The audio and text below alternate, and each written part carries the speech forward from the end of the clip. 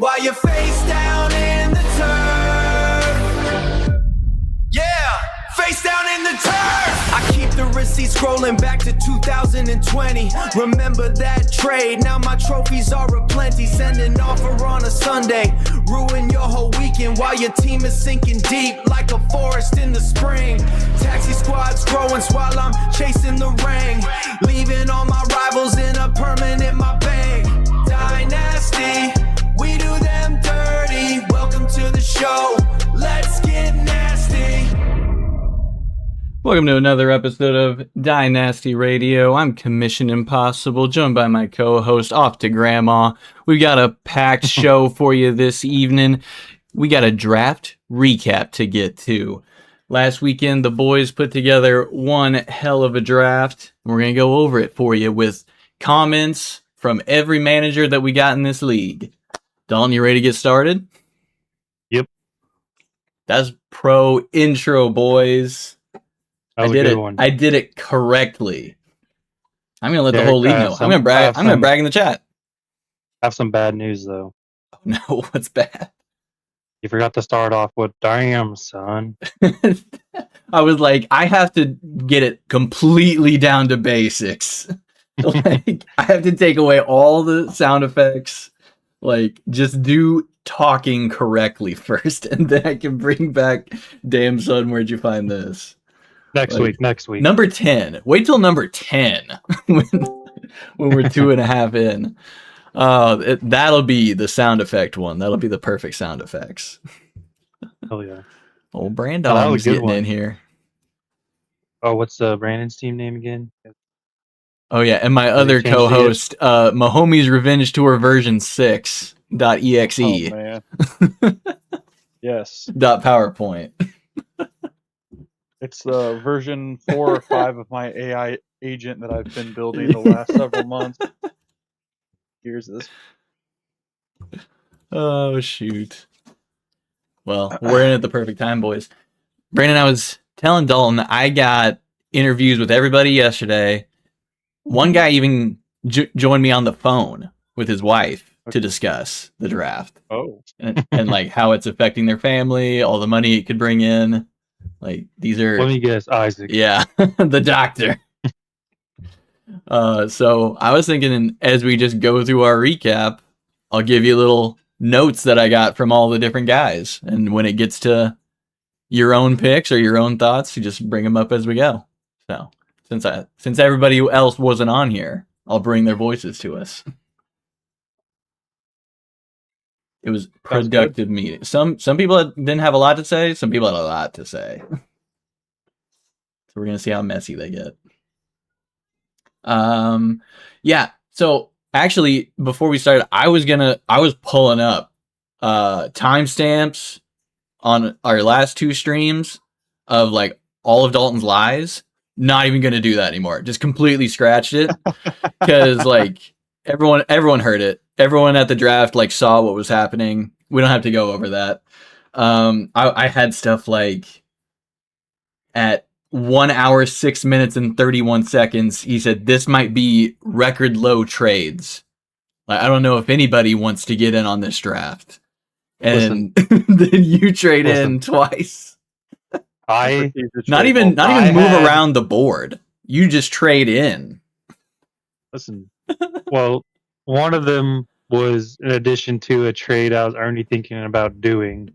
Only one was a true trade in, and I had a list of players, like realistic players that I thought would fall to my positions. These players fell farther than I thought or where they were going in other drafts. So I was like, hey, I want to try to get these guys so with those trades, it was for...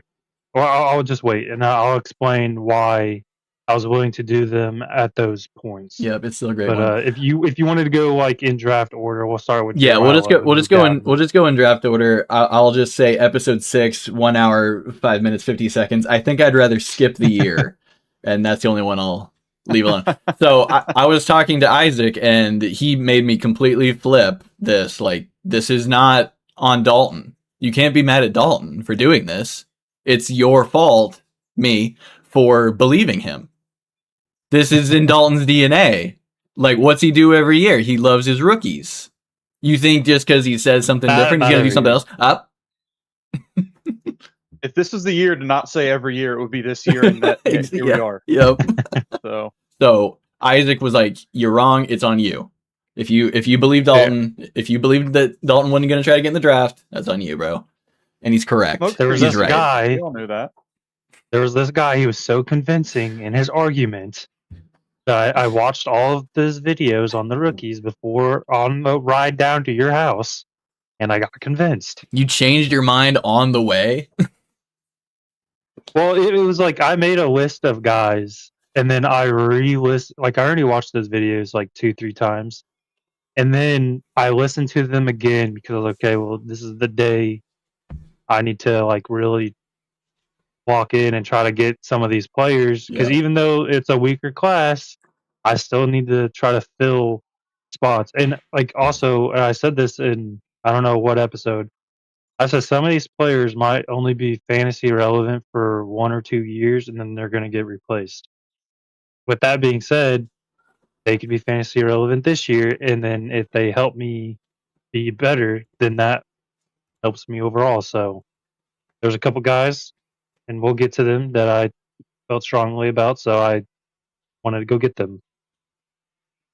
Well said. John in the chat says, "Could you imagine being late to the pod?" I couldn't. Yale says, "Dalton's a pathological liar, kind of worrisome." I agree. I'm worried just being next to him. I like my frame really close, like way too close. I should be across the screen on this layout. First comment from Tim for Jeremiah Love 101. No one lowballed me for Love, which was wild and at the same time very respectful of the league. I was like, yeah, I don't think as a group we've ever done that. Of like, if you don't have anything nice to say, don't say it. It's like, we'll send you absolute garbage. His own brother. There's never been such an obvious 101 in I don't know, probably 3 or 4 years. Yeah.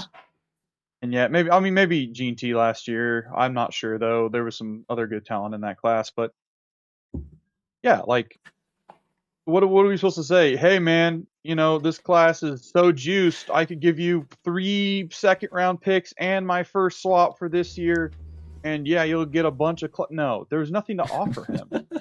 What do you give a man that has everything other than draft picks? I wanted to What talk do about you that get? too. I was like, that's the hard part with dealing with Tim is he doesn't need anything. So the only thing you can give him is draft picks because everybody wants that. Needs your tears. I was- Yeah. Well, They want your tears, Gypsy. Well, last year I was talking about trying to get like Brees or Kenneth Walker, Mhm. and I was trying to offer him a receiver, tight end, but I couldn't do quarterback because I only have like Drake May and then some little idiots that I could never pick. But he's like, yeah, dude, we're both kind of stuck because we both need running backs, and that's why he was going to get Jeremiah Love. It's like our receivers are pretty good, and our tight ends are disgustingly stacked. Like we're after the same thing, so it's like hard outside of just straight draft picks. And then you don't need. Some people don't want just because you have a 2029 pick, you want to give it to someone. That doesn't mean that they want it because then they're like, oh, that's so many years out and stuff like that. Exactly. So it is hard to trade because he needs running backs. I need running backs. Also, for Love, you'd have to give an absolute haul, and then Mm-hmm. it would just be so hard. So, like Tim said, it's kind of crazy. No one lowballed him, but respectful that no one tried to. Yes. Yes. Well, the spin zone. All right, spin zone here. Let's say, like, Jeremiah Love's the obvious 101. There's no doubt in anyone's mind. Even in a 2-quarterback lead, I think everyone agrees that the ceiling for Love is much higher than the ceiling for Mendoza, especially in the AFC West compared to, a very difficult NFC West. I understand that. But spin zone, Fernando Mendoza is going to start day one. Is there a chance Jeremiah Love gets the rookie treatment? Like, hey, I don't really care the capital we spent on you. That hard Love head coach position. Like, he is a hard guy to work with, apparently. He demands a lot from his guys. What if he's just like, hey, Rook, get in line. I signed 2 guys in the offseason, and we drafted another guy ahead of you who's going to get a shot before you. And he doesn't see the field as early and as often as we think he will. there is a legitimate chance Tyler Algier will get a crack before him. James Conner, who has done nothing but be productive for that organization, will get a shot before him. Trey Benson was a high draft pick a year or two ago. Chance he might get opportunity before him. So, realistically speaking, there is an opportunity there for Love to step in day one and be the superstar man that we think he will be and can be. But what if it doesn't work out that way? There's a Well, possibility that doesn't happen. what if they cut James Conner June 1st to save money? Okay, well they still signed Tyler Algier to legitimate flex starter money, and they have Trey Benson that they drafted with decently high draft capital. Yeah, I'm purely just saying, like, purely there's not potential fantasy there. football speaking. Like that's real football coach, which Yeah, is it's like real a real coaching thing there. people do. So Yeah. yeah, if you're like old school football coach, that's probably something he does. I don't know how long he does it, but like if Tim like needed points immediately, no matter what, he's like, he could be like, I'll trade Jeremiah Love for a guy that doesn't have to deal with that, and just like I'll just have fun scoring points. So yeah, I mean that it's was a just a possibility, shot but at like 101 not being the yeah, obvious. Like, yeah. it very much is the obvious pick, but that's about the deepest, darkest spin zone I can put on 101. Well, that like leads to his other comment on 102, Mendoza not being like super sought after. Same kind of thing of like no offers for Mendoza, where like a lot of people aren't like, ooh, this guy's like can't miss. He's like a nuke waiting to happen. So similar kind of thing. He's not getting anything on Mendoza. I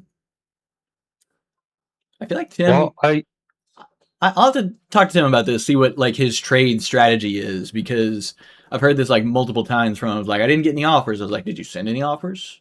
Like that's in my head. It's like I wonder like how he approaches like that. Or if he's one of those guys like if I offer I lose. I don't know.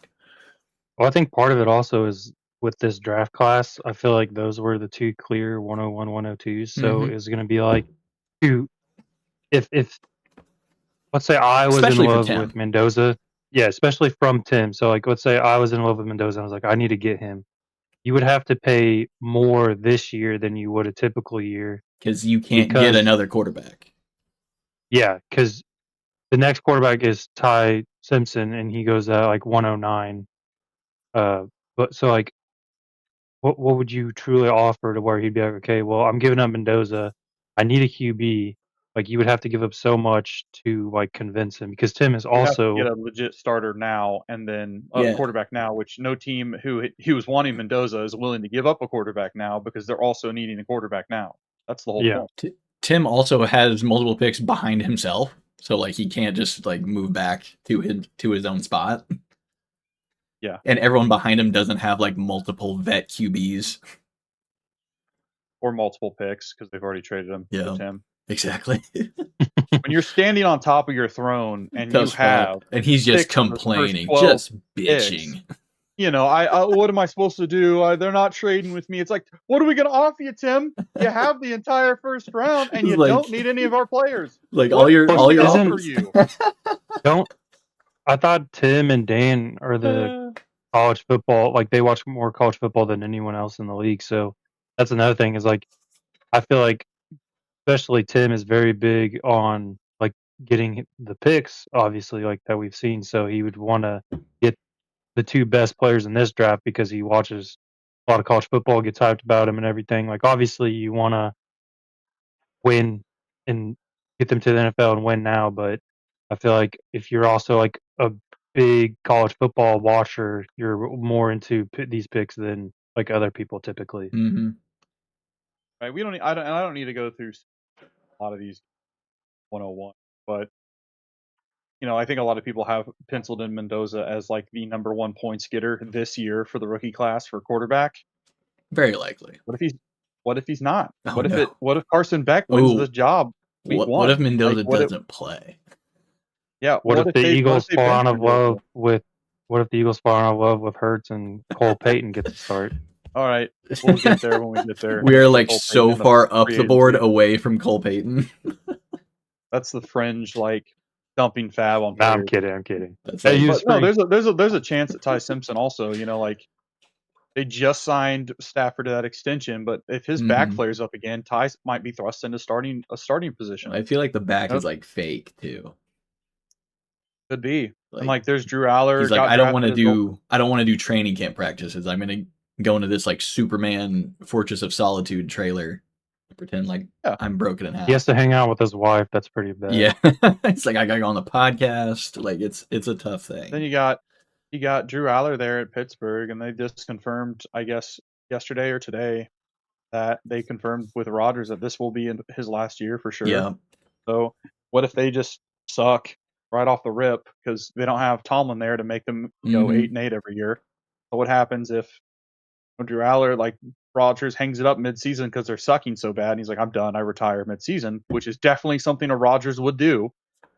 And Drew Aller or one of their other rookie quarterbacks or young quarterbacks come in and have to just take over the team. So yep. there's another opportunity there for points. Multiple comments from many in the league on Carson Beck, Drew Aller, Cade Klubnik of the different possibilities of them playing and at what point they're playing, but all are pretty set up of like realistic possibilities of being like playoff QBs, like playoff QBs for our playoffs. So it's a very good possibility that they improve on where they got taken. Yep. Yeah. Number 3, Grant, Carnell Tate. Let's see. We have a direct quote. Not even sure who I got besides the backup receiver from Ohio State. Jeremiah Love's teammate. Yeah, Jeremiah Smith's teammate. Oh yes, Smith. Sorry, that's Warden slip. So, did you ask him if he was gonna pick Tate or not Tate, Tyson? No, I didn't ask them that. I asked him about Le'Veon Moss. I asked him about Le'Veon Moss. I said, how does it feel to be the first manager to draft a retired player? And he In a said, rookie draft. yeah, in a rookie draft. He said, oof, no more questions from the media. Time to focus on the season and getting the team better. That's what I got out of First way to Grant. get their team He better is to sounds get media that. trained. He's very media trained. Grant's very good at dealing Gotta with the open up media. some roster spots here. Yes. Gotta figure out what you want to do with him. Do we have a retired reserved list that we can start stashing players on? 'Cause that might have to be a thing after Well, this year. I see it in A. I think he could technically stay on IR for a little bit. So that could be pretty funny. We could just have him keep him on IR. I don't think he's dropped him yet. He's just hanging out. Yeah, as we're moving through this too, I'd like to say that I feel like as we got further and further into this process, like we drafted relatively early. I do think a lot of people draft their rookie drafts like in the same window that last week of the preseason. Yep. So we're pretty early in over consensus, but I think as we get closer and closer and closer, the top 7 in whatever order you depict them in is pretty much locked in. I think someone takes the flyer on the second running back on the board in the top 7, and I do think someone takes the flyer on the tight end. It just so happens that 6 and 7 were in that order for those players. But I don't think there's any wrong or right answer here for these 7 in any order after Mendoza at 2 in a super flex. So I have no strong opinions one way or another on the talent or on the picks. I have opinions on the talent, but everyone has their own opinions on the talent. I was getting very mixed reviews on the order these guys are valued in. Like some are like Jadarian Price, I would take over multiple or all of the receivers. Some are like he's perfect where he's at. Some are like Mekhi Lemon, better than one or both of Tate and Tyson. There's a lot of mixed reviews on all these guys. So yeah, you're exactly right that they could all go in very different orders than what went here, but pretty consensus that top 7 is top 7. Yeah, I do So- think the Tate pick at 1 is not a shocker. I feel like he has the safest floor. He has your prototypical Yes. wide receiver, X body type.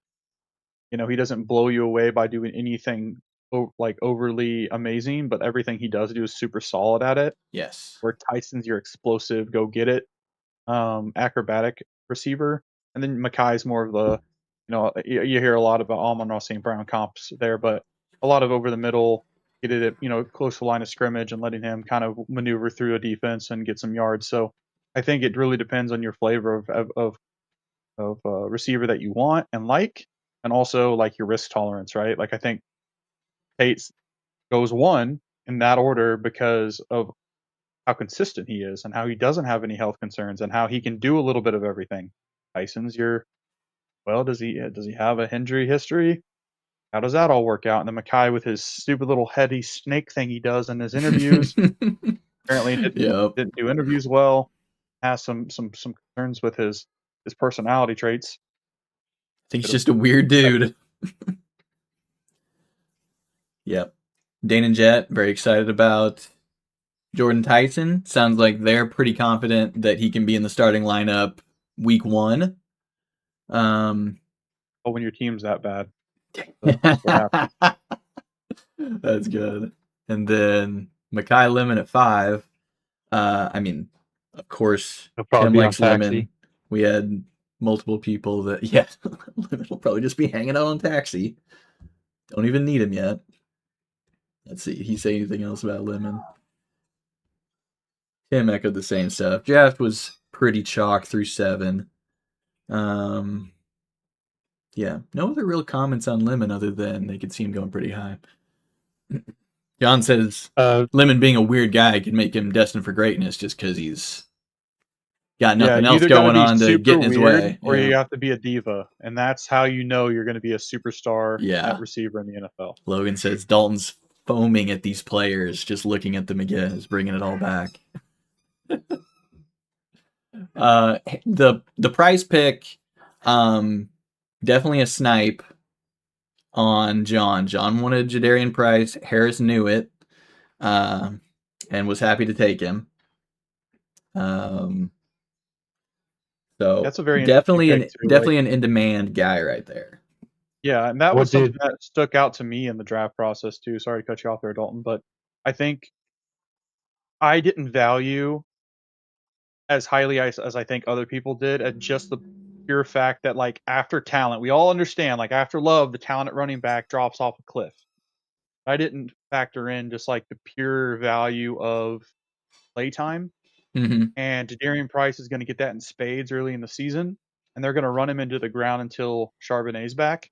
He comes back healthy, and they desperately needed a running back, and they proved it by drafting Jadarian Price very highly, much higher than I thought they probably should have drafted him, but that's just what they needed for their team and how that team is built. So when he went up at 6, like, I was a little surprised just because I don't necessarily think the talent's there to match that, but just the sheer volume of opportunities that Jadarian's going to get with a lot of tread left on his tires because he was behind Love and they shared that backfield quite a bit in Notre Dame. It's a very interesting thought, how it all played out, but I don't hate it now that I've had some time to sit there and think about it. I like the idea quite a lot. I was going to say is I'd probably actually would have picked, like, if I was in that position, I'd probably pick Price, thinking about it too, because at least for, like, my team, I need running back.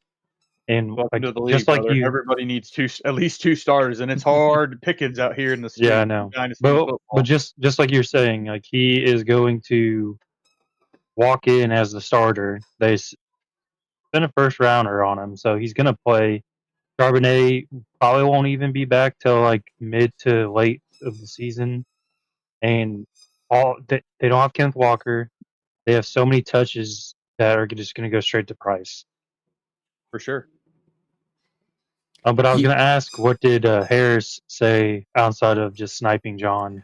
Let's see, what else did Harris say? Something about John needed to trade up or something. Loved what we were able to do in the draft. Desperately needed a running back, and we're able to get Price to fall to us. See, he's saying like the fall. We were able to get 3 receivers that have a ton of potential. Just need some new quarterbacks to get them the ball. So he drafted a bunch of receivers where their QB's kind of iffy.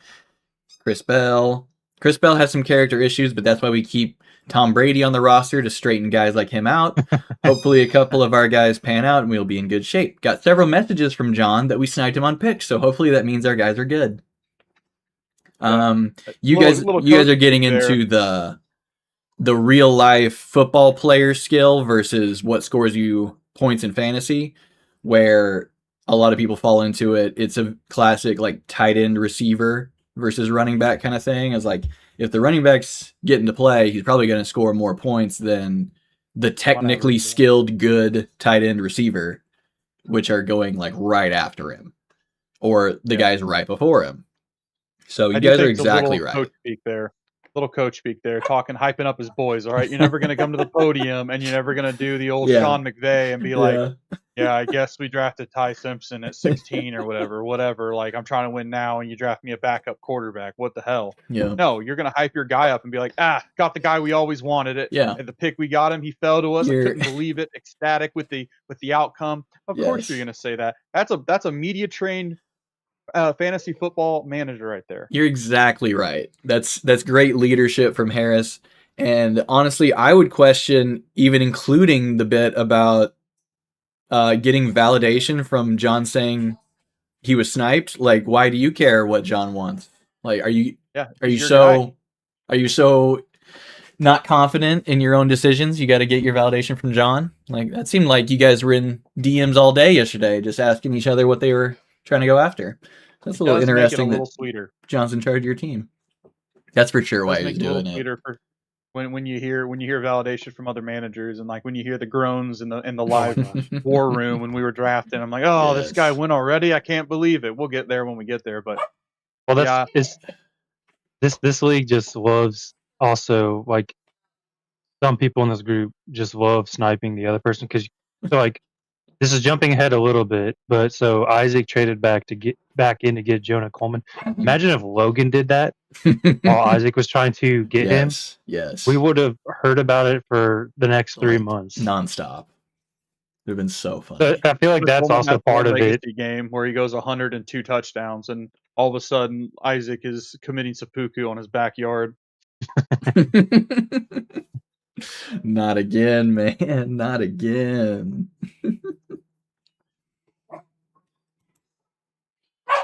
We got Jet supremacy right here. He's gotten over the pain of Zach Wilson. He's going back to the well. The old Sadiq. John wants tight end premium now. John wants tight end premium now. He's all for it. He wanted it all along. We'll open it for a revote. Yep. So now we only need one more guy besides John. John might count as 2 votes. He's so enthusiastic about it. Says, I'm happy I walked away with Kenyon Sadiq. Needed a tight end, and his athleticism is as good or probably better than Kyle Pitts. Got tight end 1 in the draft. Uh-oh.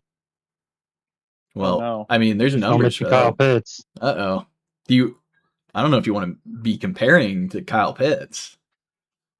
Like, Well, that means he'll score 1 touch. Sadiq will score 1 touchdown this year, Yeah. 2 next year, the 3, 4, 5. By year 7, he'll be an all-star. Dude, imagine this guy in 2041. He's gonna win you the whole league. Yep. Let's see. Now, Yes.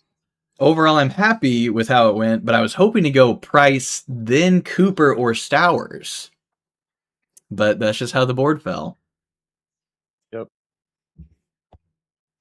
Well, he still ended up with 2 of his picks, didn't he? He was saying like he's a little worried with the Denzel Boston type he seems attracted to, the tall possession receiver. But maybe that'll work out for him this time. Yeah, like I said, I think 1 through 7 in whatever order you picked are pretty chalk, and I think Sadiq is the end of that run there. So regardless of him being a Jet and going to a Jets fanboy, I think overall, like I think 11 out of 12, if not all 12 of us, would have made the same decision if we at that pick. Yep, I think you're right. Even if like people that have good tight ends, I feel like you still would almost take that because I feel like Sadiq has a higher ceiling than these receivers. That's a pretty especially solid. Manning's the one throwing the ball next year. You know what I mean? Little Exactly. Broadway 2.0, Arch Manning coming in there and throwing him the Exactly. pigskin. Like that's very tantalizing next year. You know, he's going to get trade offers next year if they land a good quarterback prospect for that future of that franchise. Mm-hmm. Yeah. Pretty solid BPA case right there. Same for like Casey Concepcion. Feel like he's the best receiver remaining of these three. But I could see them all being interchanged. But he's got the highest draft capital. So we got Casey Concepcion going to Harris. Do you have anything to say about this? I don't think so. I think he's just happy with who he's got. Yeah, that's the three receivers lumped in of we don't have a quarterback, but we have these guys playing receiver. So Deshaun Watson might be playing. Pro Bowler Shedeur Sanders might be playing. Isaac would tell you Taylon Green might be playing at some point. Beat me on that bid by $1, Dick. But probably another team that has a new QB next year. So just waiting out the year for Casey Concepcion. Let's see. Ty Simpson, QB of the future. Mr. Ram, Sean McVay's favorite. Something this team needed to do. Got to figure out QB any way they can, and this is a QB. I don't really know what to say besides that. Honestly, just like this first round, there's really not much to say. I feel like the second round is where like more different types of players could have gone anywhere. But I feel like the first round is just kind of set in stone. Yep. No, I did not lie about that. I said that multiple episodes. We can all go back and look. It's all on the internet. Dan said the same thing. Omar Cooper, good for depth. Not really expecting much out of him this year with no QB. Stowers, just kind of a BPA kind of thing. Tim's Mr. Eagle. And he said... Yeah, I think Stowers was a little rich for me. I'm not sure that he'll stick this high late into the cycle. I'm not super sold on a extra large wide receiver playing tight end, and especially for an organization that likes to run the ball as much as they do with both their running back and their quarterback. He's not going to play on the end line of the scrimmage like a traditional tight end will. He's going to be playing like a big slot. They did that experiment with a guy a couple years ago. I can't remember his name, from Florida. He was like a 6'6" jump ball receiver that they transitioned to play tight end for them, and they're trying to play around with that build of like a big slot as a tight end. It didn't really work out with that particular player. Doesn't mean it doesn't work out for Stowers here, but that is something.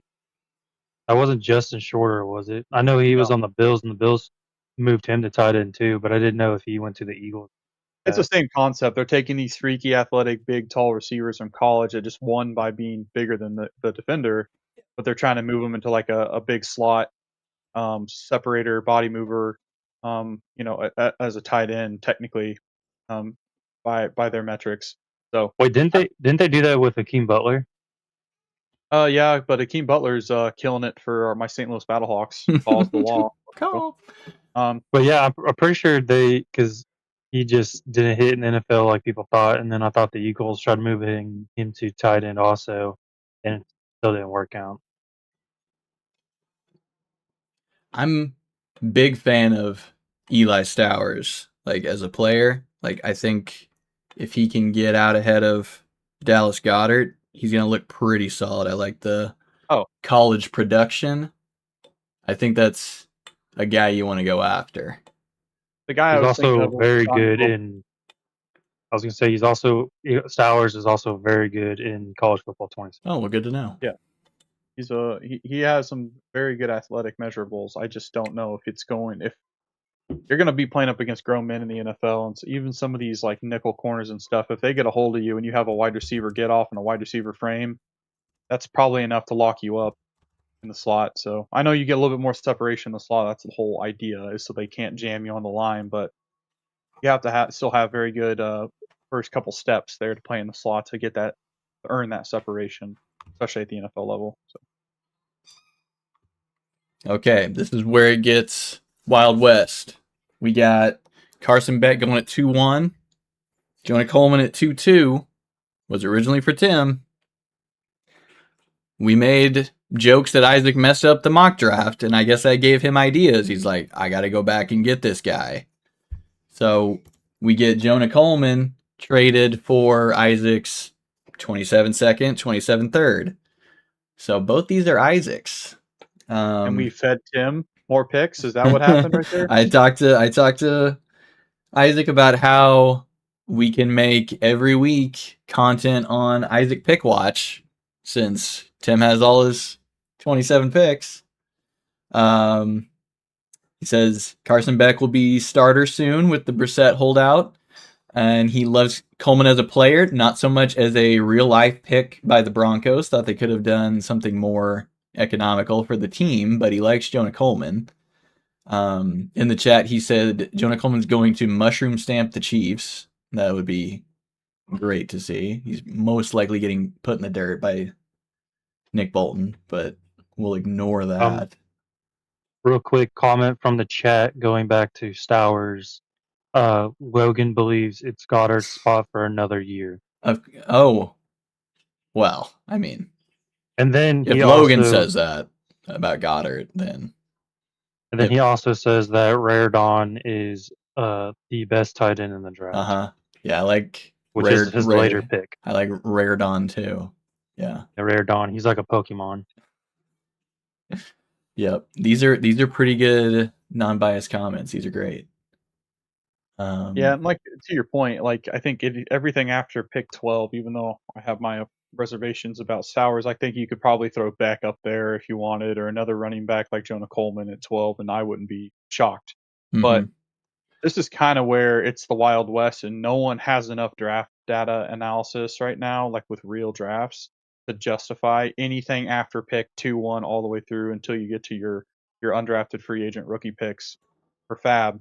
I just think that like there's no way to predict what's happening, so guys are just grabbing and reaching at straws and picking people that they have good feelings about, or like their chances of immediate production.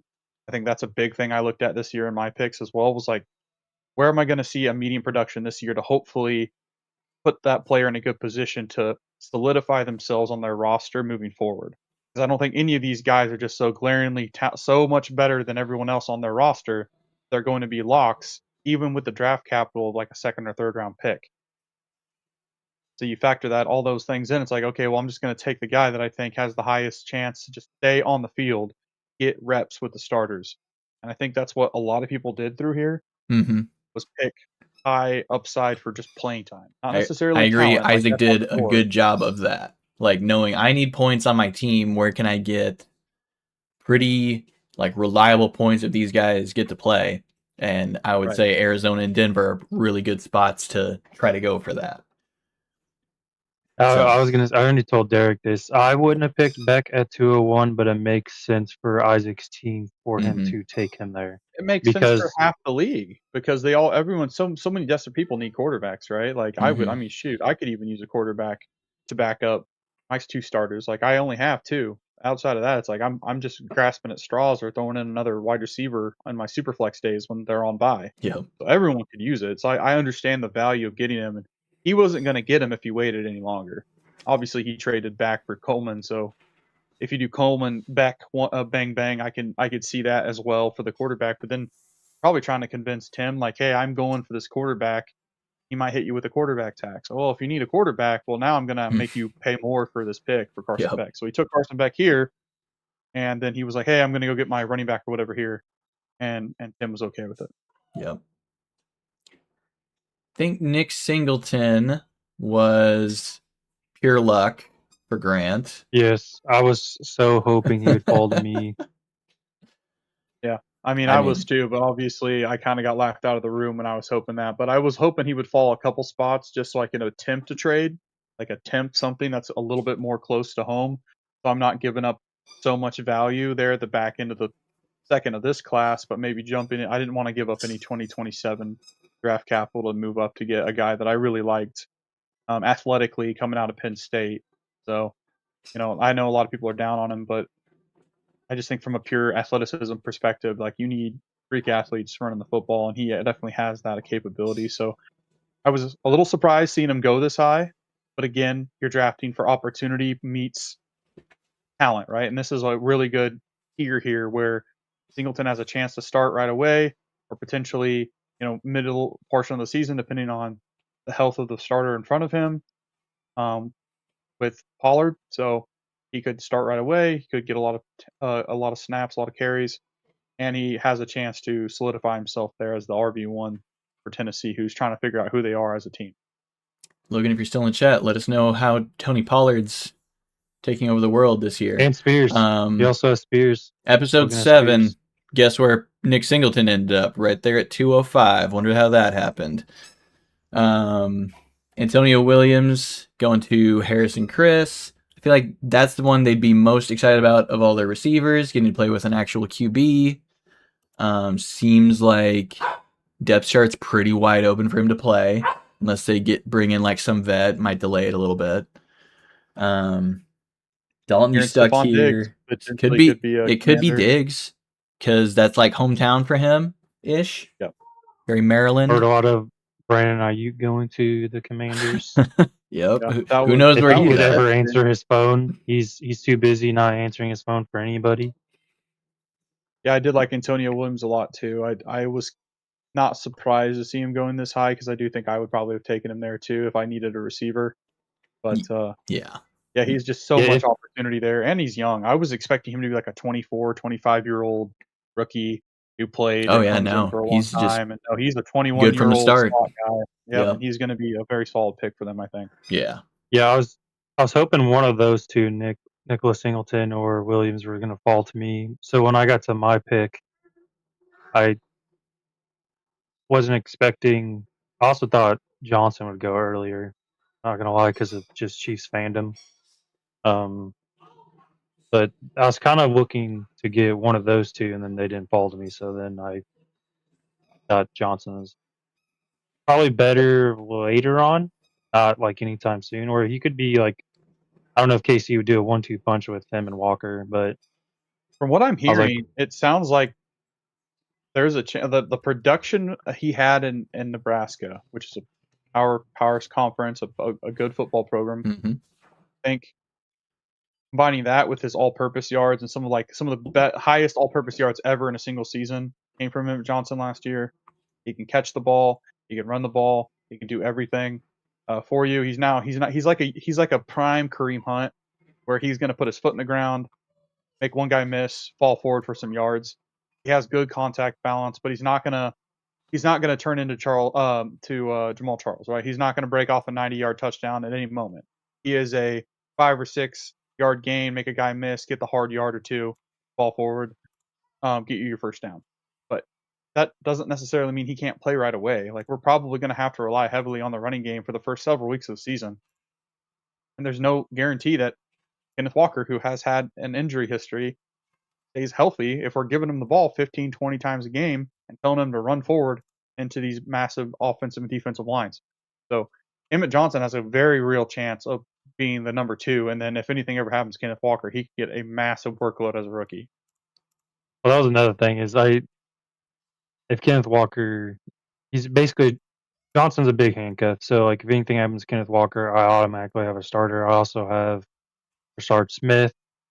So I think they drafted Johnson for a reason. I think he's going to start over Smith, but that way I needed a running back pretty badly, and I know we've said it a million times. The whole league needs running backs outside of Derek. So I was like, well, let me just take a chance on the KC guy. Everyone in KC is hyped about him. The coaching staff keeps hyping Yeah, him we up. weren't going to get him any later. You're about to be on a run of people that would have gobbled him up right after that pick. So Yep. if it were me, and I had to make a decision as a Chiefs homer, I'd probably take Johnson over Singleton just because I'm a homer. But they're both very close right there. So I don't think you ended up, hitting a tier down or something by taking Emmett Johnson there.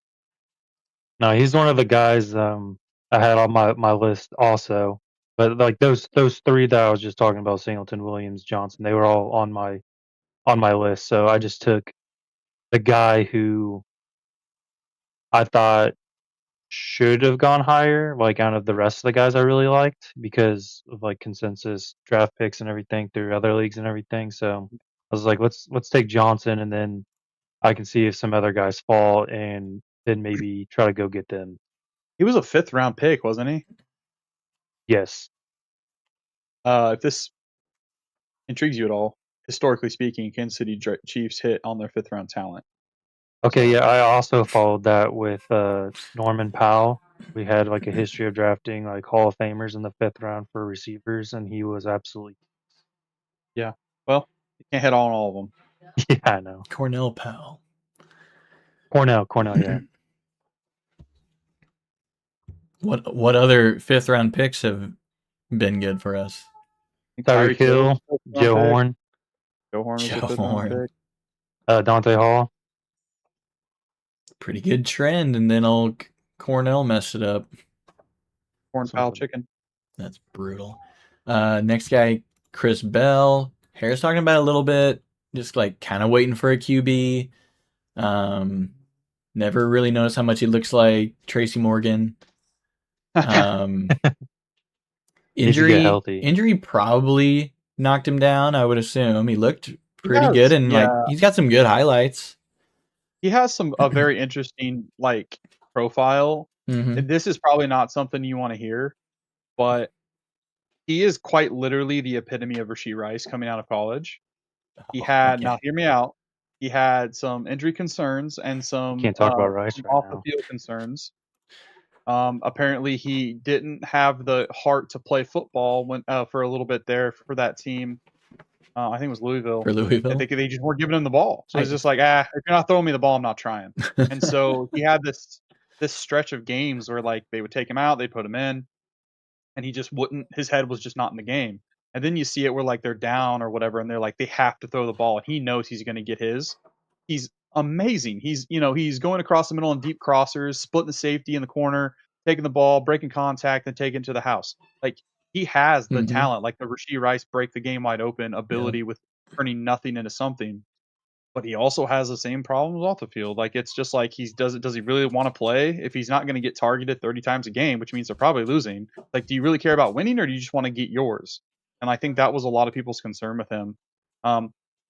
Interestingly enough, he was one of like 3 receivers that the Miami Dolphins took to kind of retool that wide receiver room, and he was not the first receiver taken for them in this class. That actually goes to Caleb Douglas, the guy I took in the 4th round at 4.7. He was the first of the 3. Well, I guess the trend kind of started because Chris Bell was taken after Caleb Douglas, and then the very next pick, Surratt was taken after Jacoby Lane, which Jacoby Lane got drafted later. Let's see. Omar Cooper too, but Surratt was an Indiana guy, right? We're gonna skip straight to no, I mean like for the Ravens about this. Quote, he did it again. The villain of the league got Skylar Bell at 308, Caleb Douglas in the 4th, and somehow flipped a 26 4th for a 27 3rd. Very respectable late round maneuvering to the villain of the league. Thank you. You wanted to make sure that was in there. You wanted to make sure that was there. Sleeping on Jolie. Sleeping on Jolie. Yeah, I was like potential to tight end 1 right now. I told Tim, I was like, you're gonna have to answer. You're gonna have to answer to Dalton. I will. Draft pick Tompkins. Like he that's fighting words. Tim. When you walked over and tried talking that trade with me, I said, I'll defend it right now. You said yes, and I said, is it Justin Jolly? And you said, I can't tell you that information. I said, well, that's all I need to know. And then I still traded it to you because I was like, I can't. No, pull him back up, Derek. On my roster. Let me pull him back up, Derek. Okay. For all the people that think that trade is stupid, it very much could be. But this guy is an absolute freak. At New Mexico State, he was outproducing Casey Concepcion, who was a first-round pick in this year's draft class. He was outproducing him in the same offense. This guy, if he wasn't a 5th round pick, if he would have been drafted any higher, you guys would have heard more about him. I can't talk enough about this guy, and that's why I traded a future 3rd, which I had multiple 3rds in 2027 draft. So this guy, outside of Stowers and Sadiq, legit could become tight end 1 so fast for the Denver Broncos. He just has to beat out Evan Ingram or whatever Ingram, and Sean Payton already shown that he doesn't really care for him.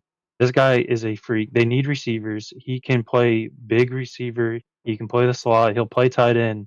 This dude is just so good. And this one, I don't want to give out my sources, but this guy I watch, he had a model, and it said that this is the best tight end prospect drafted in the 5th round and later that we have ever seen in the NFL draft And since a, and, a, 2010. in a day that ends in Y, he has to wear red socks and he has to play at a Mid-American school. But if you count all these factors in, he is the best tight end prospect I've ever seen, with barring all these caveats. Yeah, Dalton, That I was agree with you. That was I good. like him. I like him a lot. I would have taken him there at that pick if you did not force me to trade him for a third next year. I need capital because I need to keep building out my roster, and I really wanted him. I have like 7 tight ends on my roster, 2 of which are filling up my taxi squad. Like, if you need a tight end to get you by, holler at your boy. But no, he was my pick too. I'm not dogging you on the pick at all. I think it's a fantastic pick, and I like him a lot too. That's the reason I was going to take him. He has immediate impact right now, and that's what you want. And getting that in the 4th round, are you kidding me? A 4th round player? yeah, that's another thing. Is like, let's say he hits. I'm not saying he is guaranteed to hit. Let's say he hits and he is like the next Trey McBride. I traded a 3rd round pick for tight end 1. Pretty good. Even if he's just a legit starter, like if he turns into, I don't know, K-Dot and plus, or into a legit starter like an Isaiah Likely, where it's like he could be good, he could not be. We'll see what happens with Likely in New York, but like if you're trading for that kind of tantalizing upside and it's a 4th round pick and he gave me a 3rd in return, I think even if he becomes an average tight end at best in the 4th round, it's definitely worth it. It's definitely worth it. Yeah, and like I said, I'm trading a future 3rd, and let's say if my team like stays healthy and they trend like they were last year, I was gonna have a late round pick anyway. So I'm trading a late 3rd round pick for a mid 4th round on a guy who, let's say, his ceiling is top 10 tight end. Like, I don't know. To me, I was like, it's worth the risk. It's like this whole draft is all a bunch of lottery tickets. You could have make an argument for anyone, and that's kind of what I'm doing right now. The whole point. But it's like, if you are so strongly about a guy and you can take those risks. And this is one of the guys, like, I do feel like next year's tight end class, they're like, it's kind of like they have like a couple big tight end prospects and then they kind of fall off. Like, if this guy hits, it's going to be really good that I just sent a 3rd for a guy who could be tight end 1 on his team. He's scoring points. It's better than no points. So put a little spurn in your mojo here. You did give me John's 3rd round pick, so I really don't care about how good you do. I care about how good John does. So. Oh yeah, that is true. But still, I think John will. If his team stays healthy, he's ready to compete. And I forgot, I did send John's because in case my team does get hurt, I was like, I'll keep my picks because at least I can. If my team goes south, at least I have my picks. We got him on the ropes now. We've made him. We've undercut him multiple times, and now he's backpedaling. I am so happy with how that I forgot went. which 3rd I sent. As soon as that text came in, I was like, we're gonna get so much content off of Justin Jolly. Like, that was perfect. That was more than I could have ever asked for or imagined. That was so good. That made me very happy. It started with he could not work out, to he's the best tight end ever drafted in the 5th round, to John's competing. So it's fine.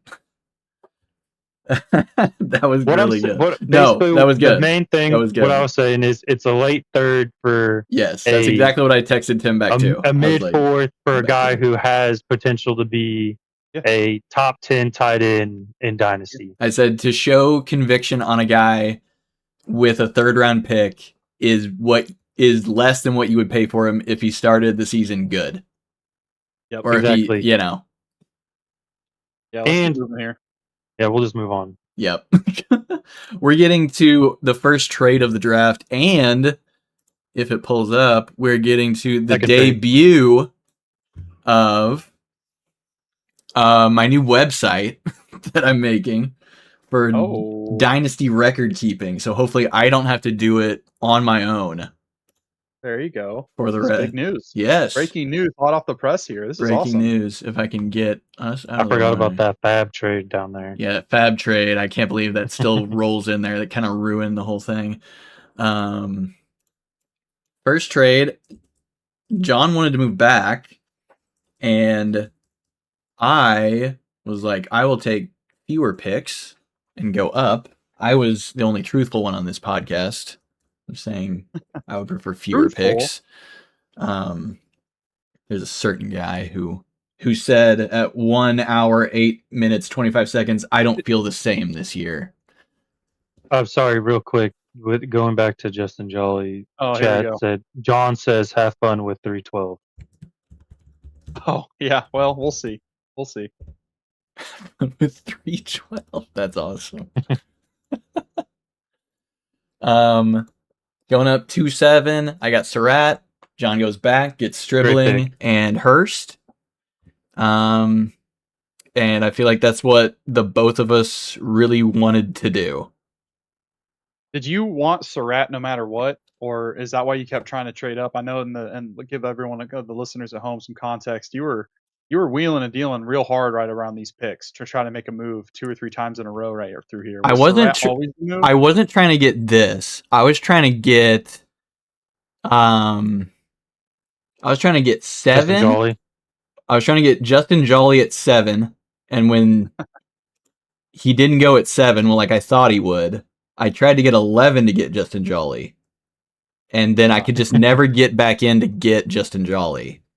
So Can't it believe you was. fell all the way I down to know, and I 4-5. still, and then I forgot Justin Jolly was in the draft right here, and I didn't pick him.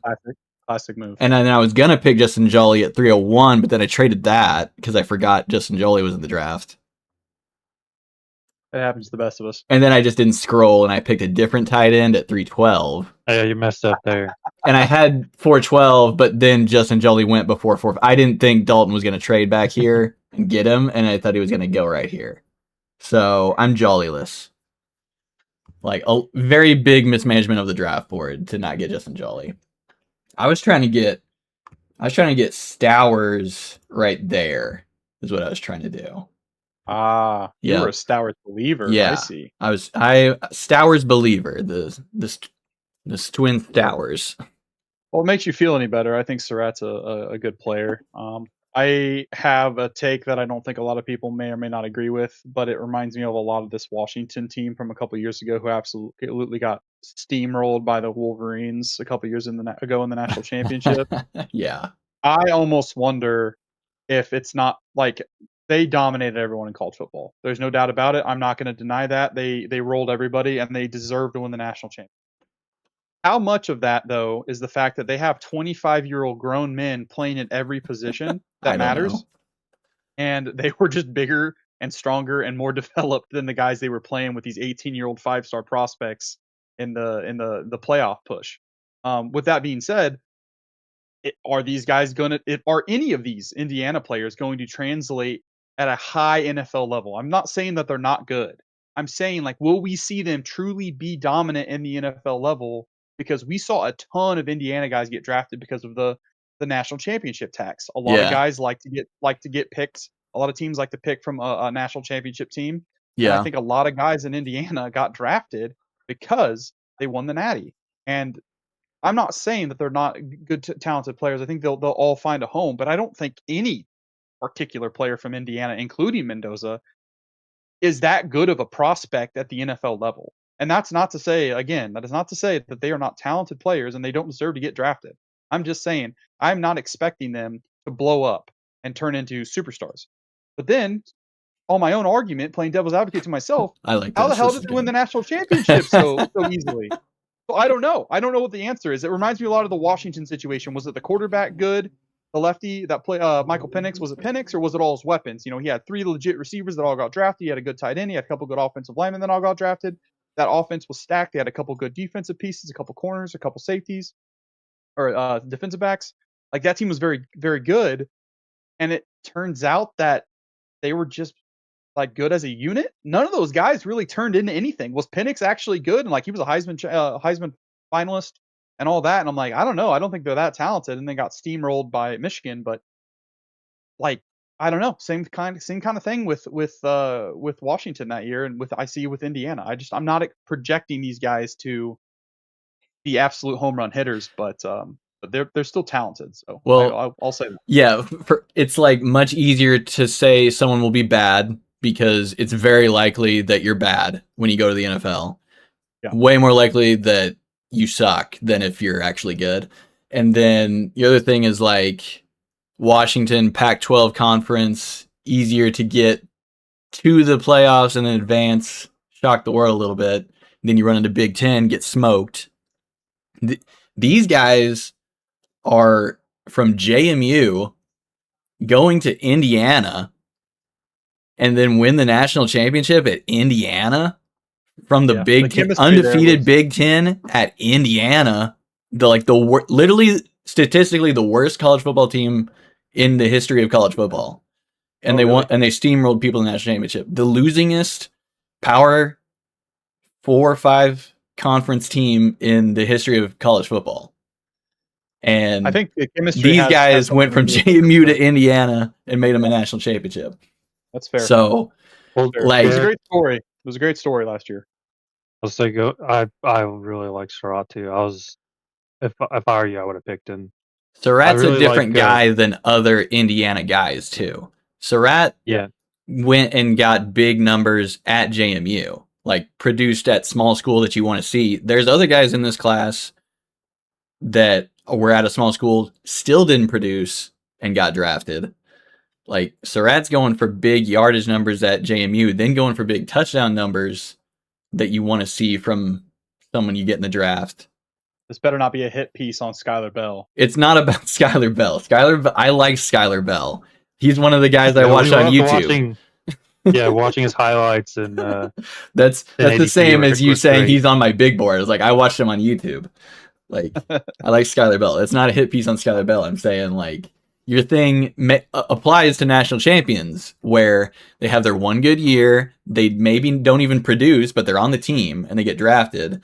Surratt's a little different because he produced before that, and he put up crazy touchdown numbers on the national championship team too. Right. So he didn't have the yardage, but he had a boost in touchdowns. So he hits both things in his profile that you want to see. Yeah. I think Cooper and Surratt will both be solid players and solid like value adds to their organizations. The tackle breaking of Cooper is like very translatable to the league. Yeah, for sure. Well, with the Surratt too, you have Lamar, so him and Jacoby Lane are going to be fighting for wide receiver 2 and 3. So either one of them could very easily get that. You have Lamar, so let's say like he wins it, you have the Lamar stack. So like Zay Flowers is obviously wide receiver 1 for them, but apparently this year they're going to pass more. Well, he did new get OC. the other flavor, right? He did get the other flavor. Derek got the other flavor of receiver. Jacoby profiles very similarly to Zay Flowers. So Elijah Surratt's role is a little bit more protected because he's 6'2", 210. Zay Flowers is all of maybe 5'10", 195. Like Nope, he's not. Jacoby's tall. He's more of a contested catch guy. I feel like right here, I don't think Surratt he's that big. and Jacoby are kind of the same. Oh, he is okay. He is 6'4". Dang. Okay. They're I'm they're hyped, big, remember? but they play very differently. Yeah. Yeah, like Surratt is kind of more of like a route running type of guy. Surratt's a zone beater, and what you're not going to be doing against the Ravens is playing man-to-man defense.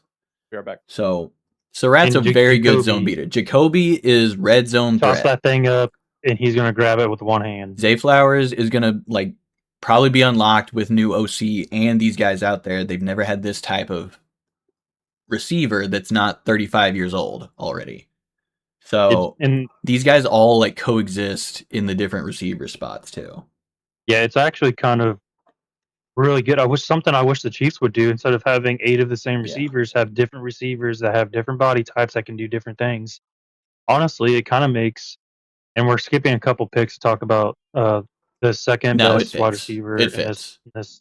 In the entire class. Yeah, I'm just kidding, but like you were just saying, you got Zay, who is like a little version of Tyreek Hill, and like he can just run in and out, get all the little nicks and crannies of the defense. so can Surratt, but Zay's kind of you're more of a you get the ball to him. He had like a million screens the last 2 years for him just to get Zay the ball and then let him like move, dip, duck, dive, Hmm. dodge through the whole field and just make plays.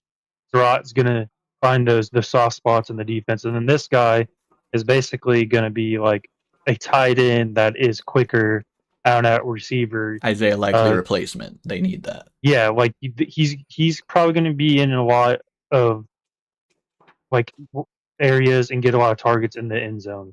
Like they're Hmm. going to probably try to just toss it up and hope that he can just go up and moss somebody. Like if you watch his film, that's kind of like what they Yeah. were doing with him at USC. Kind of like They tried to do it with out, Hopkins last year, and yeah, they couldn't connect. But they're gonna but try to kind do of it like this what we year. were talking about. Like Lemon is kind of like the Zay Flowers. Like you get him the ball, he makes some plays.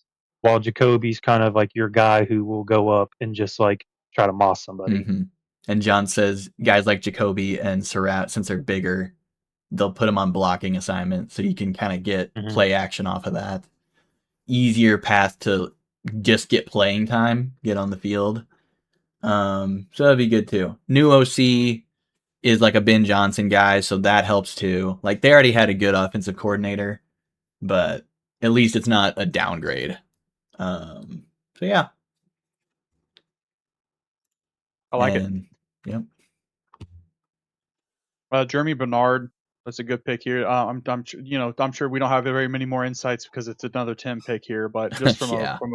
a value perspective, you're getting a legitimate option there for what seems like going to be Rodgers' last year. And yeah, he might not be used this year right off the rip because it's hard to trust those rookies with a veteran quarterback. But next year, whoever that quarterback is next year, they have a piece that they can go and grow with at quarterback. And it's hard not to look at Alabama receiver drafted with a decent pedigree here by a good organization, and not think there's a chance. So I think Alabama overall, since they didn't perform as well as like a typical Alabama team would do, Yeah. I think he kind of got slept on a little bit. But 6'1", 210 pounds, young. Like I think there's a lot there to mold and turn into something. And there's no guarantee that DK is going to survive next year on this team either. So you might need another weapon to step up and be that next receiver on the outside, and he could be that guy. He could play in the slot too. So I Yeah, personally like it. Like I said, anything in late after the first round, you're just drafting opportunity meets talent, and a big Power Five school, the biggest Power Five school in Alabama, started for them.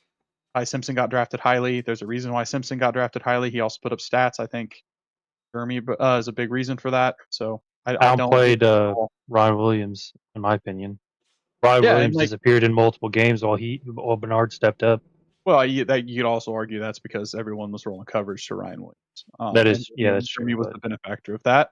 But like I think Ty Simpson also got slept on a little bit. I actually liked him probably as a better prospect long term in this class than Fernando. I think personally, I just think that he has some intangibles that I prefer over Fernando. I do think Fernando has that luck build where he's like 6'4", 220, 6'5", 220. It's big hands. Fernando. Speaking of Fernando, but I like what Ty Simpson can do in the pocket. He's a little mobile. He has very good accuracy. A little short, but outside of that, it's like, like they didn't produce up to Alabama standards, and which is why I think that a lot of these Alabama guys fell a little bit in the draft this year. well, also DK and Pittman out. They're not guaranteed to be on the Steelers roster for super long. I think they all technically could be off the roster next season. So Right. they get And this that's guy. my point. I think they're hedging their bets that DK continues to degrade over time. Like he's really lost some of his luster, and rather. And there's and no I heard that guarantee the answer long term. yeah, and the Steelers really wanted Lemon, but they couldn't trade up to get Yeah. him. So then they They go get definitely this wanted a receiver. They receiver, were right? Yeah. And hmm this is a very similar build to Lemon. I think Lemon's obviously like 6 foot, 180, 190, but similar idea, right? The similar like kind of do it all gadgety standard receiver size. So Yeah. This guy is like super tough. Like he'll get extra yards. He's not just gonna like get tackled by the very first guy. He's tough. Because of his teammate, because of like Ty Simpson getting injured towards the end of the year, like he didn't get like the crazy production of a guy that normally gets taken this high in real life, but he's a good player. He's got a lot of good stuff that makes him good for Aaron Rodgers and for like Mike McCarthy in Pittsburgh and all that. So I think he'll be just fine. And like for Tim, it's like, oh, my consolation prize back in the Yeah. second round is a starting Yeah. receiver from Alabama. What a Seems pretty jerk. good. What a jerk. Your boy. Big dog. Yeah, so Kadarius Toney, if Kadarius Toney wasn't stupid.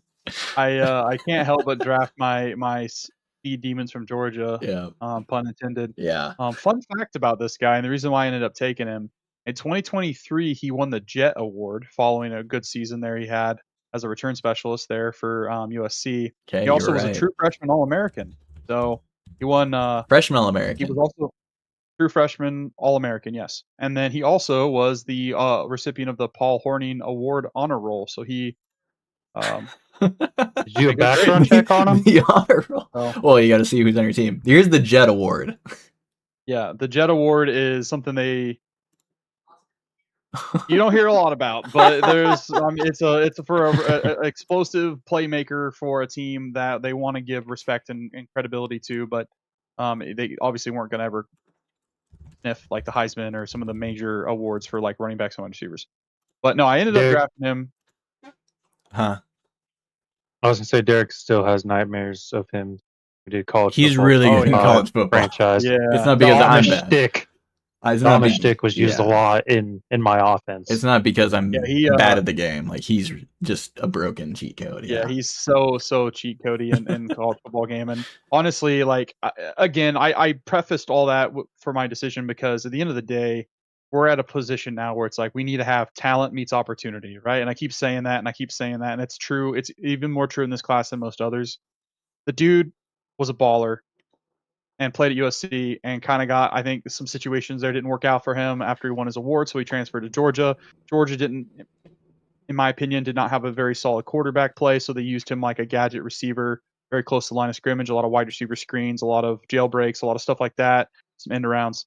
I think that when you have a quarterback in an offense that has competency and can literally use his speed to stretch a defense for a young, potentially a young organization that could use a number two, like when Drake London's going to be getting all the attention and you can let this guy just win one-on-one wherever he's at, lining up in the slot, in the backfield, in motion, whatever, on a team that should, in theory, push for a conference championship or a division championship this year. That division's pretty wide open with a quarterback who it could be Michael Penix, it could be Tua, whatever the case may be, like that offense is going to be able to support two receivers and obviously running through Bijan, so that there will be openings and opportunities to attack the ball deep down the field. And if Tua and or Penix can hit him on some stuff, I think there's a really high likelihood that this guy can turn into something. But you're just drafting on like what he was when he came out and what he could be on given the opportunities he has there in Atlanta. So you're getting called Brandon Veach from the chat. Chat's calling you the Jet Brandon Veach. Award. She did a background check on him. I had to make sure he didn't get in any trouble when he was in Georgia racing. So he cleared that. Yeah, so he beat the odds. Well, he got in trouble for obstructing a sidewalk. Yeah, he obstructed a sidewalk. Something like that. What do we do with that? Context. Apparently he was on substances and he was not listening and obeying to not obeying law enforcement, and so very Georgia Bulldog for that. So that's awesome. Anyway, he's between him and Chris Brazzle, the old Brazzle Dazzle. I couldn't decide who I wanted more. Both have very good opportunities. I have been burned by Tennessee lightweight speed monsters in the past, so I decided to go with something near and dear to me, which is my Georgia Bulldogs team player there. So Chris Brazzle was the runner up in that decision. It took every bit of the 10 minutes on the clock for me to make that decision, but I ended up going with Zachariah Branch the whole time. Yeah, when in doubt, go with something that's the most fun possible if it works. Well, that's what I was gonna say. Is I think he's Kadarius Toney with brain cells. I Yeah. still believe Kadarius Toney, if he wasn't stupid, could have been so good. And this guy doesn't seem he's like Is this the closest Ma- thing I'm ever gonna get from you, Dalton? To acknowledge that I may or may not have made a good pick. no. I Oh, like Jaden Higgins last year. I was trying to trade for him. Remember? I do remember. Yeah, I like Jaden Higgins a lot.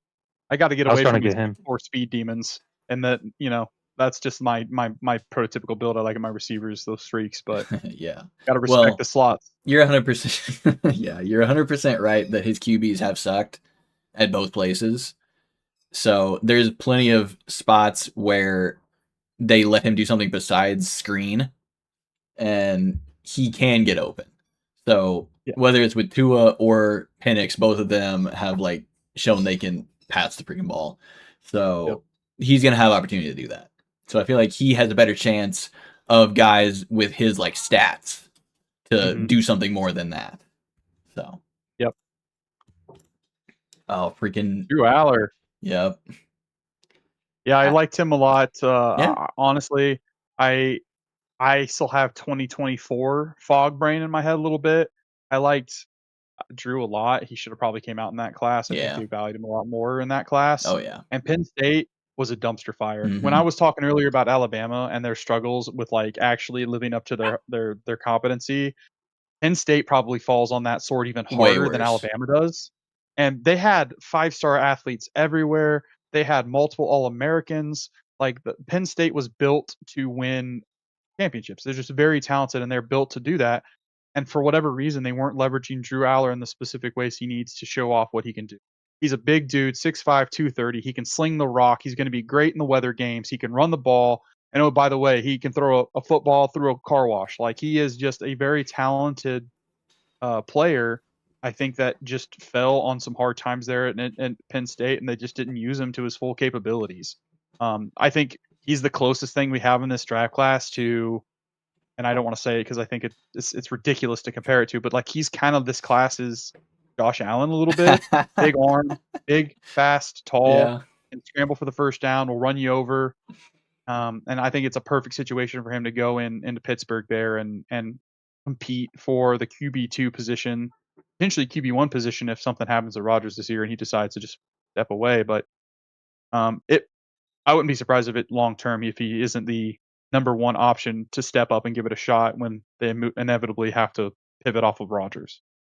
Yeah, that'll be interesting at the end of the year if especially if Rodgers plays the whole season and you don't get any gains from Alar, then it's like murky of if he gets to stick around and be the guy or they just go draft somebody because it all depends on how Rodgers actually does. How bad are they, right? Yeah. If they're really, Where do really you get to bad go and in they the start draft? fighting, yeah, exactly. And they're like, from what I'm hearing, and now this is, it's way too early for me. I usually don't do my scouting and stuff until about a couple months before the draft, but to let everything kind of die down. But I mean, there's 5, 6, 7 quarterback opportunities to be drafted that legitimately could be starters next year. Mhm. Now, depending on how the season goes, right, some crazy things can happen. I mean, Drew Aller himself like struggled last year and it We'll just caused say him to fall all 4. the way where he went. Well, let's say there's 4. Yeah. That's still like 4 teams that are going to have to be bad. And we think too, Miami, New York Jets, Yep. the Arizona Cardinals could fall again. Browns. The Browns could need a quarterback. Yeah. So there's a lot of Browns, teams in here. Cardinals, Miami, and Jets. Yeah. So if you have- they're probably worse than Steelers. So there's a good shot you could still have Alar. Yeah, there's a good chance that like even if you don't go with Drew, that they could go back in the first round and get a quarterback or go high in the draft to get one. But I think that you could do worse there at a high upside play by Dan. Oh yeah, Dan's the quarterback. Yeah, he's the quarterback whisperer. He always does this figures out a way. every year. He always does this. Well, and he turns it into draft capital He every always time. does this. Someone gives him a freaking first or early second for a guy he drafted in the third and had no intention of ever playing. But here we are. Yeah. This was a very Dan pick. Yeah. And it was a smart pick, but it is a very Dan pick also. Yeah. Wasn't Dan the one that did the whole McCarthy at 112 because he was just going to let him sit on his taxi, or was that Tim? That was Tim. That's That was Tim. Tim. Either Oh, way, those Meyer brothers, I'll tell you what, they know what they're doing. They sure do. I got another quote. Since we brought up JJ McCarthy, I was waiting for a JJ McCarthy mention, and we're an hour and a half almost into it. Isaac. It was from Isaac. My live in-person interview will end with hashtag Tim New and hashtag Dalton New. Coincidence or collusion? Minshew and McCarthy both go from starting to backup following an injury within 1 week of landing on my roster. End quote. You know what? Maybe, you know who the common denominator is there? Isaac. Blame yourself. Maybe he's bad at looking at quarterbacks. Maybe he's bad at understanding what quarterbacks are going to work and aren't going to work. I think we should push all the blame onto him for any quarterback trading at all ever. You know what? It's his fault. A lot of heat off of me. So he had Patrick, traded him. He got Minshew. He got hurt. He traded for JJ. He got hurt. What other quarterbacks? Kirk Cousins got hurt. Maybe he's just not that great at looking at the quarterback position altogether. Kirk Cousins got hurt like 5 years after he got him, but he got hurt. Yeah, he eventually got hurt. He did get hurt. So Brandon knew.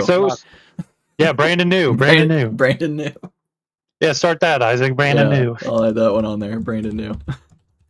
Another pick by Dan here with Chris Brazel. And like I said, he's just cleaning up every little bit of thing that I wanted, and I just knew that I couldn't get both, and I knew he was going to go very right after. But Chris Brazel's another height, weight, speed Tennessee guy.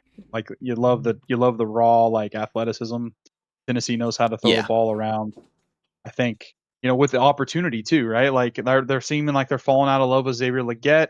They got Tet over there. Tet's doing great things, but if he's going to start drawing double teams in his sophomore season, now you got Chris Brazel over there to stretch the defense deep. And if little Young can throw the ball down the field over the big tall offensive and defensive linemen, then maybe you have something there with Chris Brazel. And that was my thought. I was like, yep, I agree with you. If they're going to double team Tet, then it opens up a legit option for number 2 receivers. And can't forget about the cokehead enjoyers in the chat. Oh, the cokeheads are loving this. Yes, absolutely. Dude, but Chris Brazel. Chris Brazel is like a really good fit real life for this because he does stuff that nobody else on the team does. He's just an absolute deep threat that you have to respect. He's not just a guy that just like runs straight and then nothing happens. Like if you let him go, he's gonna get something. And he's freaking huge, so Bryce Young can see him just like Coker and McMillan. And he does things very differently than the two of them. And it's gonna open them up a lot because people were just sitting 10 yards and in on anything they wanted to do because nobody is a threat like Brazel deep. So I feel like that's going to really help them in real life. Yep. I think just like you guys said, I think it's a great fit. Now they have 3 receivers that do 3 different things at 3 different levels. So it's going to help Bryce a lot. And I still think Bryce has potential to still work out in the league. Sure. They definitely helped Bryce a lot with that pick. And Monroe Freeland. It's also just a great pick in Dynasty. I think the most interesting pick of the class that I want to come back and look at outside just of a couple Jolly. But the most interesting pick I want to look at maybe next year or the year after to see how it all works out is DeJon Stribling at 212. Yep. So let me set the table for you guys here. He was the first receiver taken in the second round on day 2. Yep. Was pick 33. They drafted him, and all Kyle Shanahan had to say when they drafted him, and they went to the presser afterwards, was, "Yeah, we needed a big-bodied receiver on the outside to block for Christian in our run game, and we lost that the last couple of years, so we're trying to reestablish that." Next question. It's like, so you drafted a dude at pick 33 to block for Christian McCaffrey in your running game? I think people took it a little too extreme because I do think was probably the best run blocking receiver in the class. He's a pretty big, stout guy, and he did it really well at Ole Miss. But guys, they're desperate at receiver. Like they traded for Mike Evans. That's only going to last a year, maybe 2. That Ricky Pearsall, God bless him, can't stay healthy. I know because I have him on my team. And outside of that, it's like Brandon Ayuk's out. No matter like whatever he's going, he's gone. So that's gone. Then you have a bunch of nobodies. Like I'm holding on to Jacob Cowing. Jacob, do you know who that is? I remember that guy. Yes. I drafted that guy. I think we I think all three of us have had him on our So roster. he's on my Eskimo he's in Brothers. my IR right now, and I'm like, well, there's a chance. Well, if he has a chance, why wouldn't a second round or the earliest second round pick you could possibly have in this year's class not have a chance to crack that starting lineup and be a legit fantasy relevant player? So I think it's a very unique situation where the class sucks, and yet this guy who had second round draft capital, borderline into first round draft capital, falls to the back of the second round behind, I don't know, 10 other receivers. And here he is sitting for John to just take after he traded back, with you, Derek, to get, and he still gets him. So Well, even if he turns out to be average, like at that point, it's like I didn't really have to spend anything for him. Well, I was gonna say he might have been like the first, second round pick, but I feel like a lot of people thought that was a huge reach by the 49ers, anyways. So I feel like once again with this draft, people aren't just always just looking at draft capital or like where people got, but just kind of picking the players that they like better. And I Well, feel like that's kind of what happened with Stribling. I think John really Mhm. likes him, so he like took him pretty quickly here. But I don't know. I feel like just like everyone else, I just feel like they probably didn't think Brazel was as good of a prospect as the 49ers did. And it could be one of those things where people are right. It could be one of those things where the Mhm. 49ers are right. We'll see. I think the biggest takeaway from this is that in a class of such uncertainty, you have to listen to what the team is telling you. The team is telling you that they want to utilize him. They're spending a second round draft capital on him, which means doesn't mean he's good, but what it does mean is he has a hell of a lot longer leash to prove that he's not good than any other player in that receiving room.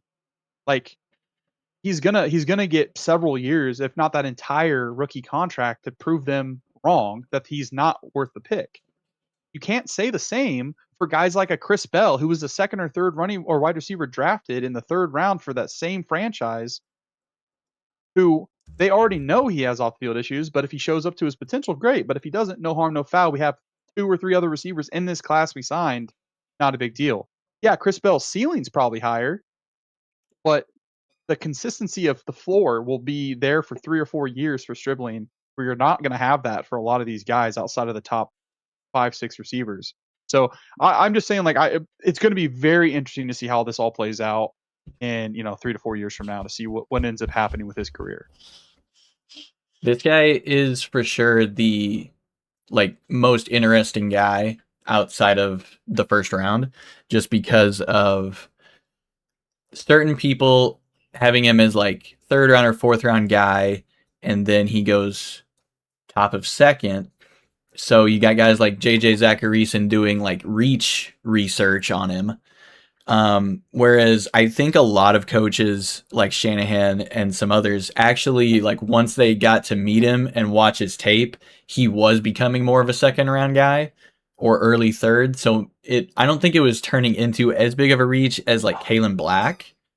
Kalen Black kind of goes to Brandon's national championship theory of like overdrafting the champ, but Stribling has so much working for him outside of raw production that he could very well be like one of the better players to come out of the draft in a couple years, where you look back and like, I should have picked Stribling instead of even some guys at the end of the first. Just because of the team he went to, his style of play matches perfectly with how Shanahan calls plays and how Brock Purdy plays. And it's just one of those things of perfect fit, and he got stuck with like Trinidad Chambliss at the very end. Yeah, I think because I was thinking of works out Stribling at that the way. same spot I was thinking of Surratt. I was like, I'm picking one of these two guys, and it just happened to be Surratt that particular day. I was like, some days it's If it Stribling, does- some days it's Surratt. Did it does John work say out anything that about way. this pick? Yeah, John said Dezon Stribling was tempting at 207 because of how the board was. So I'm happy I was able to trade back and get him.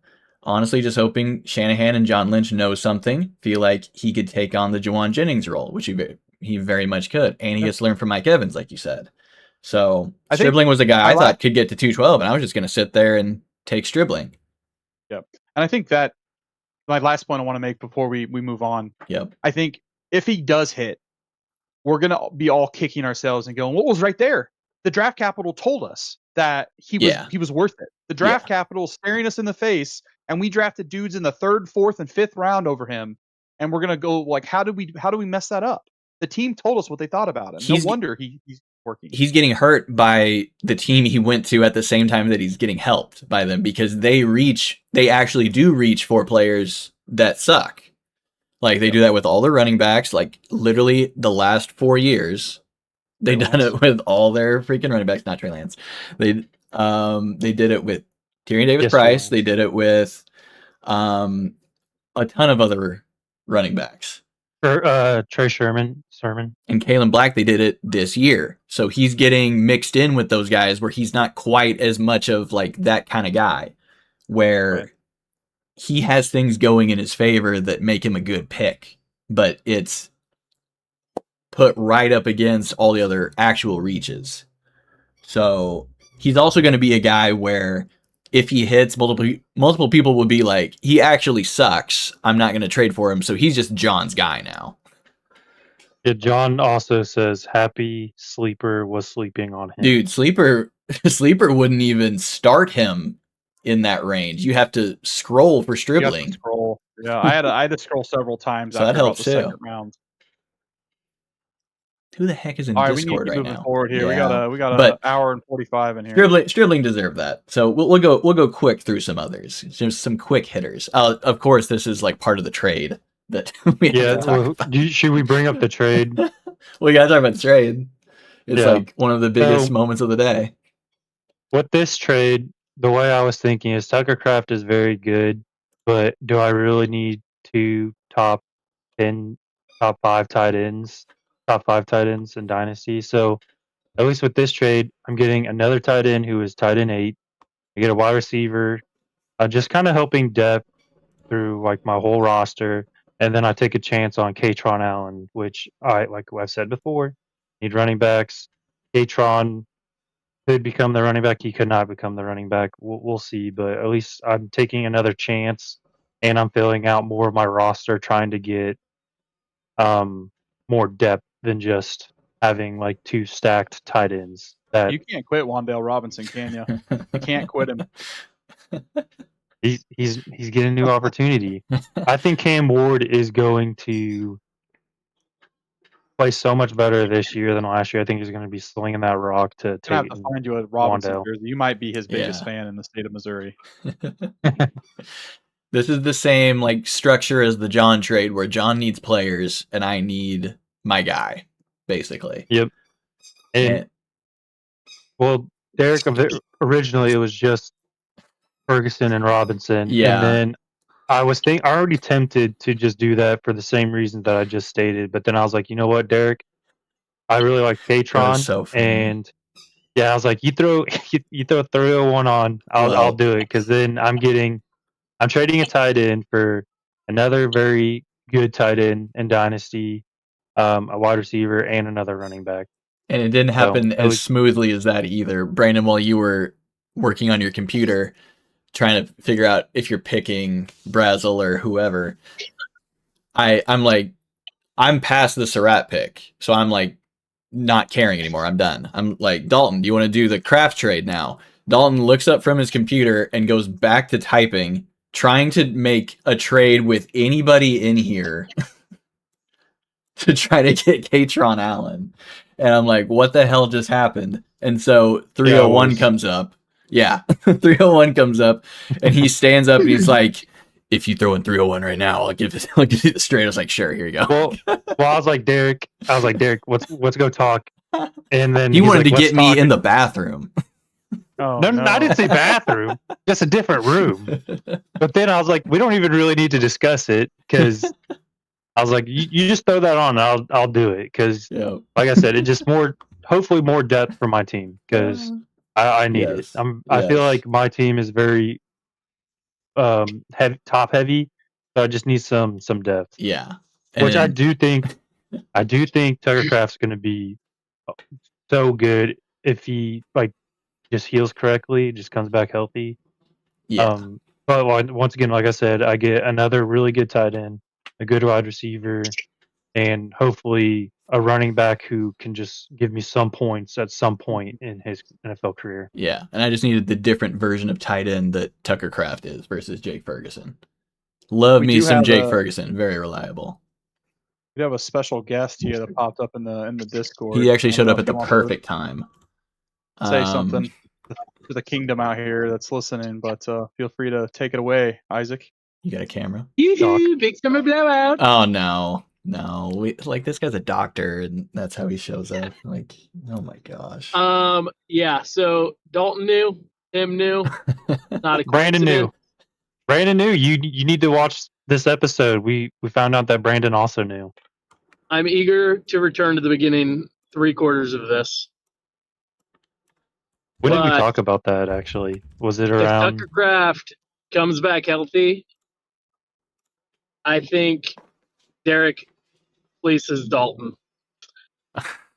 However, The doctor. I don't know that that's going to happen either. The doctor. Yeah, I mean the Well- doctor would know. Well, think about this. The doctor would know.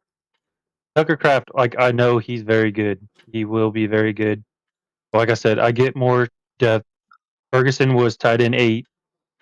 Wando was wide receiver 16, and then I get a running back that hopefully scores some points eventually. So Right. I'm just trying to get some more depth. And I already have Tyler Warren and Justin Jolly, so And I don't I know don't, what So- running I back don't you need guys were talking 14 tight about ends. when I first joined in, but I will say that the running back market for this year's entirety of the NFL is just mind-blowingly insane. We get What do Al you- Jair, and then we still draft Yeah. Love. What are we doing? And then we extend James Conner while we're at it. What is Arizona doing? Yeah, That just was- too you much missed- chaos for You me got to to go back predict and anyone. listen to the beginning of the pod, but yeah, I played devil's advocate on that for like a solid 5 minutes. I'm echoing the same sentiment you have there. Isaac, you don't Yeah, have any and- Arizona running backs, do you? Yes, Connor. doesn't he? And I was, and I was, wait. How many do you and have? Benson. He has Oh Connor my and Benson. gosh.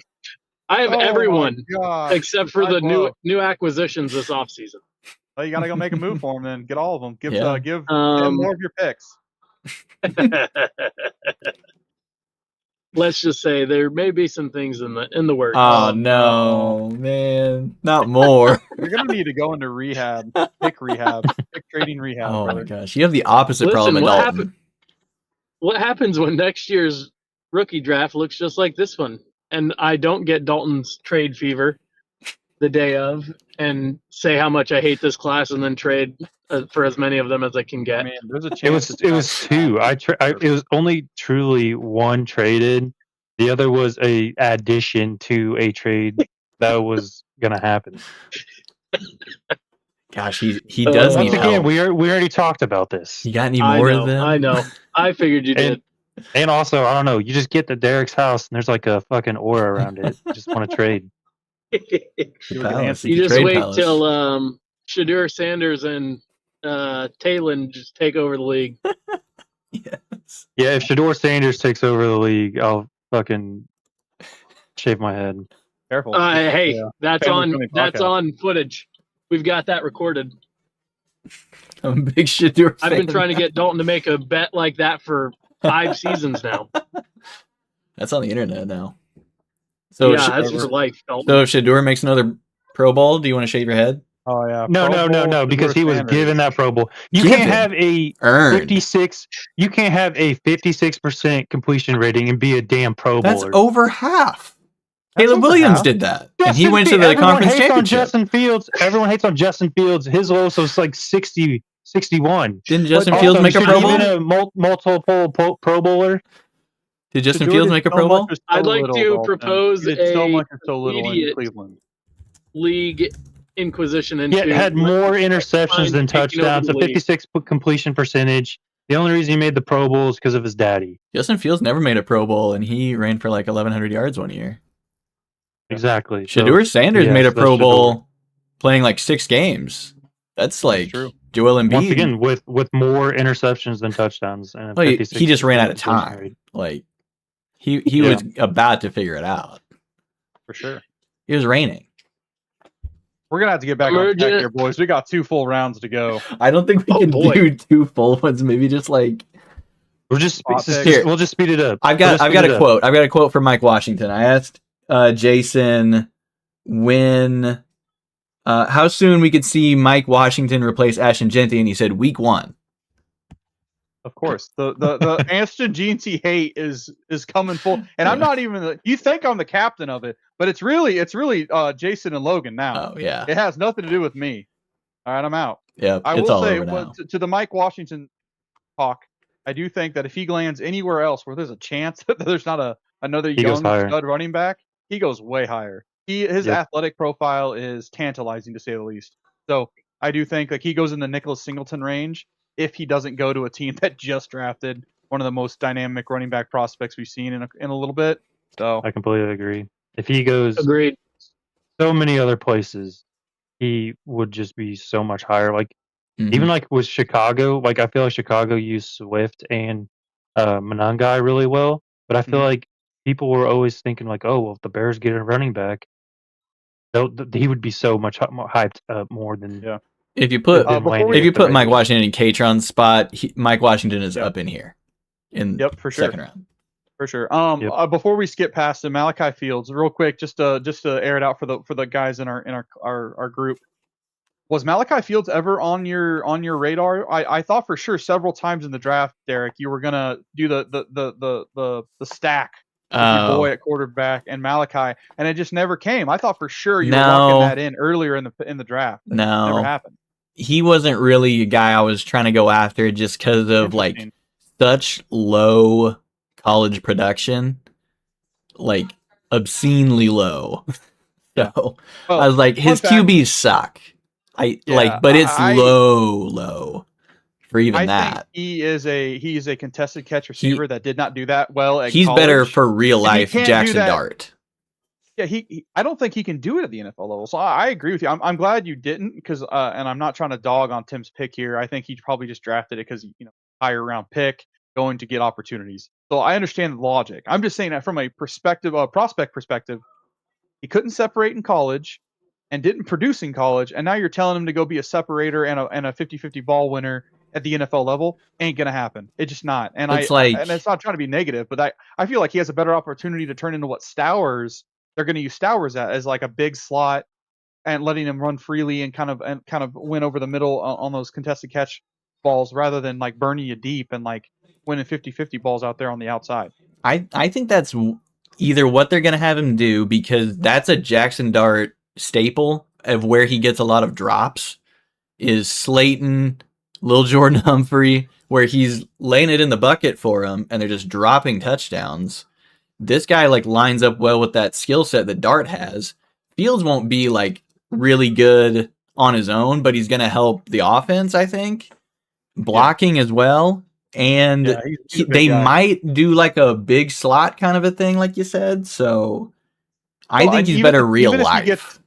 If he gets one-on-ones on the outside when Neighbors comes back healthy, because they're going to roll coverage to Neighbors, obviously. And he does get the one-on-one opportunities with Jackson Dart, who likes to sling it deep.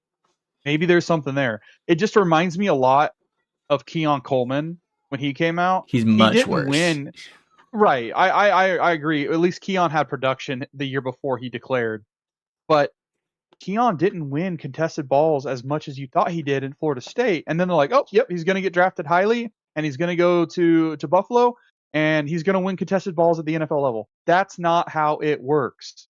Your numbers go down when you get to the NFL because the talent's better. So if he's only winning 50-50 balls at a 20 to 30% clip in the college level, it's only going to get worse in the NFL level unless he develops and grows into his body more or something. But he's 22. I don't really foresee him getting much taller, much more athletic. But it's gonna be a challenge for him to win consistently at the NFL level, I think. Yeah, well, just like he's the personnel shift. They're gonna run a lot. They're gonna be a heavy running team, and he's a guy to do that. Because they bring in Greg Roman to do a lot of run game stuff. They bring in a bunch of tight ends. It's John Harbaugh smash mouth. This guy's the perfect guy to play that game. So that's what they're doing. Is basically what's happening. We can keep moving on now. I just wanted to bring that up. Let's skip to like Skylar Bell since you're on. Oh man, okay. Like John likes Ted Hurst. I like Ted Hurst too. That's just a part of the trade. The trade back that worked for John is getting more players. Ted Hurst is a good guy to get as the second guy of the trade down. So I'll just say I that. like the Ted Hurst pick a lot too. Yeah. I think he's an athletic freak. Played at Georgia State, dominated at Georgia State. Does that transition into the NFL? He has a lot of guys to jump over. You know, if and when Chris Godwin retires next year, you know, maybe he steps into an opportunity to produce for them earlier than we think. But no, for the Skylar Bell pick, it simply boils down to production. Now, it was an independent school at UConn, but he had high, crazy amounts of production, was like one of their only receiving threats on the outside. They used him every which way. And his pro comp is Khalil Shakir. Huh. I wonder where Khalil Shakir plays. And if you're telling me they can cut ties with Khalil next year after his contract expires the year after that, and Skylar Bell comes in and is that replacement? Yeah, I know that's not, you know, wide receiver one numbers, but that's still a solid floor you're getting for a guy in the third round. And oh, by the way, I get to stack him with my Josh Allen stack. Mhm. So if it does turn out to be anything more than fool's gold, I'm happy with it late in the third round. Yep. Very productive last year at Connecticut. 101 catches, 1,200 yards, 13 touchdowns. 13 touchdowns at sub 6 foot. Very good. Imagine if you did that at a school that yeah. didn't record all their games. Hey, I saw that camera quality. I don't know. Does it translate from middle of nowhere, Connecticut? Kind of the That's a range I would basketball imagine. school. This is kind of the range I imagine Skylar Bell or Sky Moore going in the year we drafted him, like the third. Yeah, this is Skylar. This is the same. Is Sky Moore. Yeah. But you got him 2 rounds later. Sky and Skylar. Yeah. Real quick note on Cade. I think Cade might legit start at some point. Yeah. If they're bad enough, play they might turn to these young kids to let's see what they have in them before they inevitably go and try to draft Arch next year. Mm-hmm. Kalen Black, we agree, was a reach. Again, the Indiana hype. He is a 24-year-old rookie at running back. I don't see how it translates, but hey, if San Francisco touches a running back, you got to pay attention. Just take him, and if he plays, he plays. Just take some points every now and then. I like this guy more than Bryce Land or than Kalen Black. I was gonna say with Black, I believe 49ers play their running backs. If CMC misses a couple weeks and he plays, he will score a touchdown. Yeah. If you pretty much find out, like, it's determined Kalen Black's playing this week and Christian McCaffrey isn't playing, then it's like, I'll just take the points. It's cool. Yep. You're assuming Kyle Shanahan's actually telling you. He would never tell you. He would never tell you that. If you somehow are able to get the right guy. If you kidnap Kyle Shanahan and waterboard it out of him, then you can play Kalen Black. I like Bryce a lot. Continuing on with this guy, I think athletic specimen. He is just as athletic, if not more athletic, than his brother Trey at wide receiver. I think he's going to help stretch the field for the sling and shucks over there with the Saints. I think that's something that can definitely, I think the Saints have completely retooled this offense and they've added a lot of juice to their receiving room. Between this guy and the next guy that I'm way higher on than consensus. He's my tight end 4, probably 3 or 4. Would you say it's your bulldog pride? Absolutely. There's some bias there. I'm not going to deny that. But at the same time, when you can't get on the field because a guy named Brock Bowers is dominating as a true freshman, there's not much you can do. And they don't run double tight end personnel a whole lot. So he's kind of limited to what he could do on the field. But then when he is there, he's producing. And obviously he's not producing the Brock Bowers because everyone has the Brock Bowers taste in their mouth still at Georgia. But the guy is talented, and his only competition is Jawan Johnson. Okay, so what? Give me a shot in a young offense with a young quarterback who's trying to establish good, reliable targets and connections with his receivers and tight ends. Oscar Delp, to me, could be the steal of the draft because you might start him week 1, and he might just roll throughout the season of being a 5 to 6 targets a game type, a red zone target type guy, and they're going to be down a lot, which means they're going to be throwing the football a lot. He's going to probably get 5 to 6 targets, if not more, a game. Yeah, this guy doesn't have the college production just because of Bowers being in front of him, and then Gunnar Stockton not being like that good. Not good. It's the same Zachariah Branch Yeah. problem. This guy legit has like 25 catches last year, like total. But you watch the film and it's just like he's got the yards after catch that's like Tucker Kraft. That's like a lot of those guys, like similar style to Bowers of like he's just gonna run you over.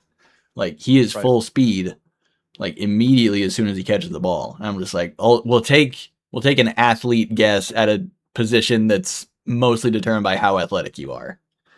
Right. That's the only thought of it, because the numbers tell you this guy sucks, but the film tells you he's kind of a beast. Yeah, these big schools know how to recruit talent, and just because they weren't productive doesn't mean they still didn't play against other 5-star talent up and Yeah. down their roster and even on their own team. So Similar issue Max Clare ran into going from Purdue to Ohio State. He Right. was everything many for mouths to Purdue feed. and then nothing. Yep. He just had to get behind Jeremiah Smith and his backup receiver. Right. Yeah. all right, who we got? We got on the top of the fourth here. We got, Isaac likes speedster Brennan Thompson, even though he's the same size as him. Speed kills. McDaniel wanted him. Logan wanted Well, Oscar hold on. Delp. What does the doc say? Real What quick? Doc? What do you want to? Do you have anything else to add to Brennan Thompson? compared to I Tyreek Hill, oh my imagine God, how he did he would not fit go in higher? well with the 2015 Kansas City Royals. What that speed do?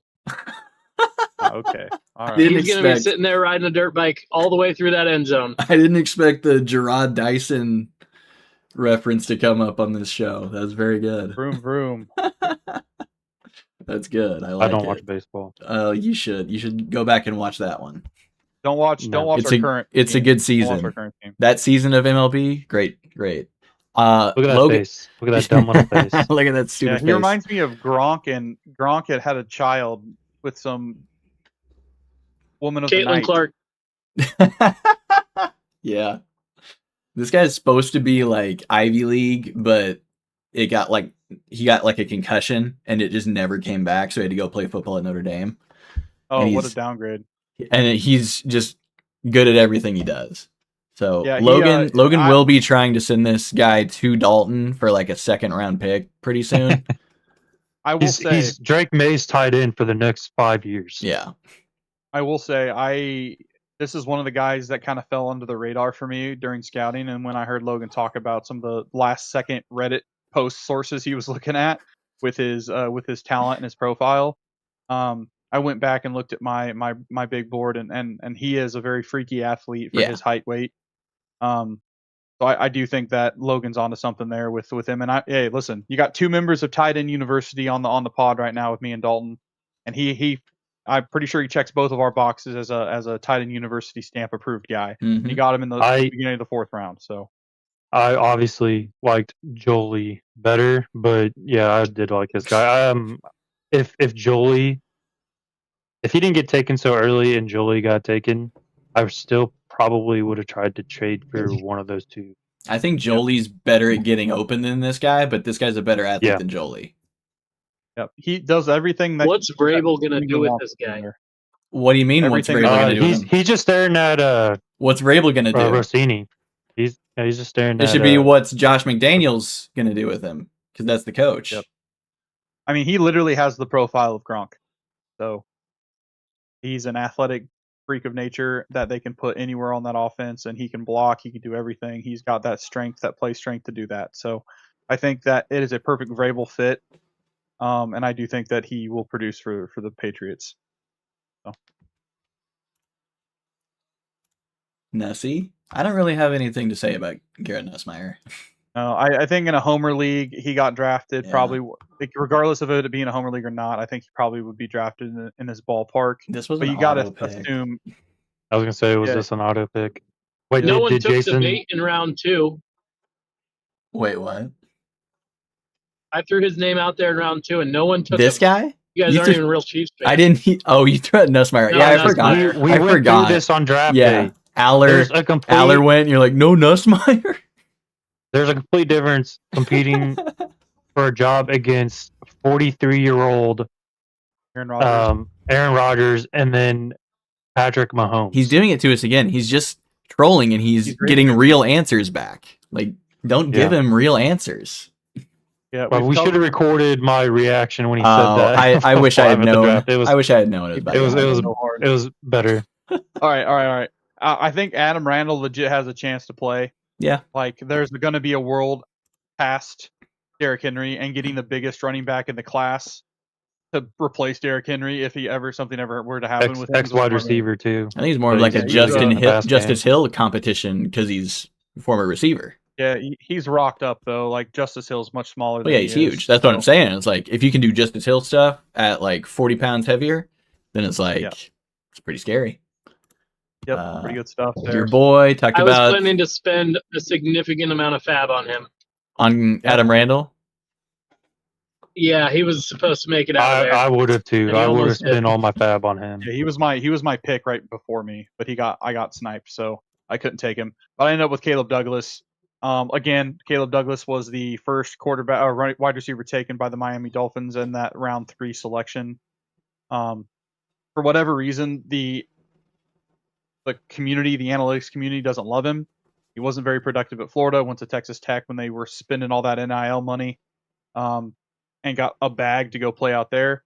And I think Texas Tech played below their expectations as well for how much NIL money they dumped into that program this year.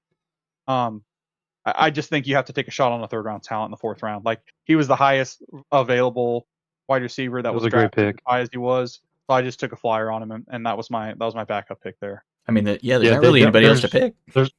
Yeah, there's not a lot of competition anyways for the Dolphins, and so he'll be playing for sure. Put some respect on Kevin Coleman's There's name. your other Dolphin. MIZ, baby. That's what I said. Yep, I said what I said. I'll see you week 1. I'll be honest, I have These no idea who Miami this guy streets. was, but he is a wide receiver that played for LSU, so you got to draft him, right? It's the Like, same- you just gotta- Same kind of thing that of like Caleb Douglas, all that stuff is like playing that big conference. He's just like not like super productive, but he has like the tools to be on a good team. So like if you're not going to put anybody in front of him for Caleb Douglas, then he'll just play. And for Xavier Thomas, if you're going to put him on the Bears and if he plays, then he'll probably be good at some point. The Bears use he's like 3 the receivers. new the new like Zacchaeus from last year. Probably just like- going to steal snaps from Luther Burden because Luther Burden's going to piss off the head coach, Ben Johnson, and Ben Johnson's like, okay, well, if you're not going to listen to my rules, your ass is on the sideline. And then the Kansas City boys back to back, Cyrus Allen Yeah, and Jeff Caldwell. I tried so hard to get to trade with Dan and with his back-to-back picks at the Yeah. 410, 411. He did not want to move off of them. And if Cyrus Allen fell to me at 412, I would have taken him, but he didn't. And so I had to take my boy. It was Jeff Caldwell no matter what. I told Derek. Whoa. Derek- Derek made the pick, and then there was a trade. The trade was happened outside of after the draft, but it was Your Jeff boy, Caldwell no matter but you what. didn't take him here. No, because Dan This is and Parker I- Washington all over again. Your boy, Dan but and you didn't Tim take him here. Usually do me a solid, and we do a late round, 4th round pick swap, and just because they have to punt the ball down the road a little bit with all their picks they have. And I Yeah. thought for sure Dan was going to be all over it, and then he blue balls me. He goes, "I actually just kidding. I'm going to double tap here. Good luck." And so I'm panicking with the last pick of the draft, and I'm trying to trade anything and everything I can. And Derek's like, "I wouldn't have taken this guy, but we'll talk trade after." Ended up getting my boy Jeff Caldwell, undrafted free agent from Cincy, where Cyrus Allen played, less productive, but has RAS grades better than Megatron. Yeah. And I get him for $100 from Fab, and I went home happy. I slept like a baby. Should we go over the fab real quick? Because I feel like that's also Yeah, part we of can look at the fab. rookie draft. Also, Dan, Derek the got guy, a really good tight end, and Dan, the guy who is currently 6 players over the roster limit with Didn't want to trade with me. What with type of 4 crazy guys on trade is IR that? still. I know. We'll just pull it I was up. No, let me devastated. I let me was see if I can devastated. find Dan. Like, because that's just funny. He's got the IR filled, and if I go look on my phone, it's like 6 guys over the roster limit. So he's just gonna hold these guys all summer just to wait to drop like whoever. Yeah, the minute before the first kickoff Yeah, on Thursday night, and that's what the it's gonna opener, be. he's gonna Yeah, dump everybody. like, oh, I have to make my starters now. Let me just mass dump everybody.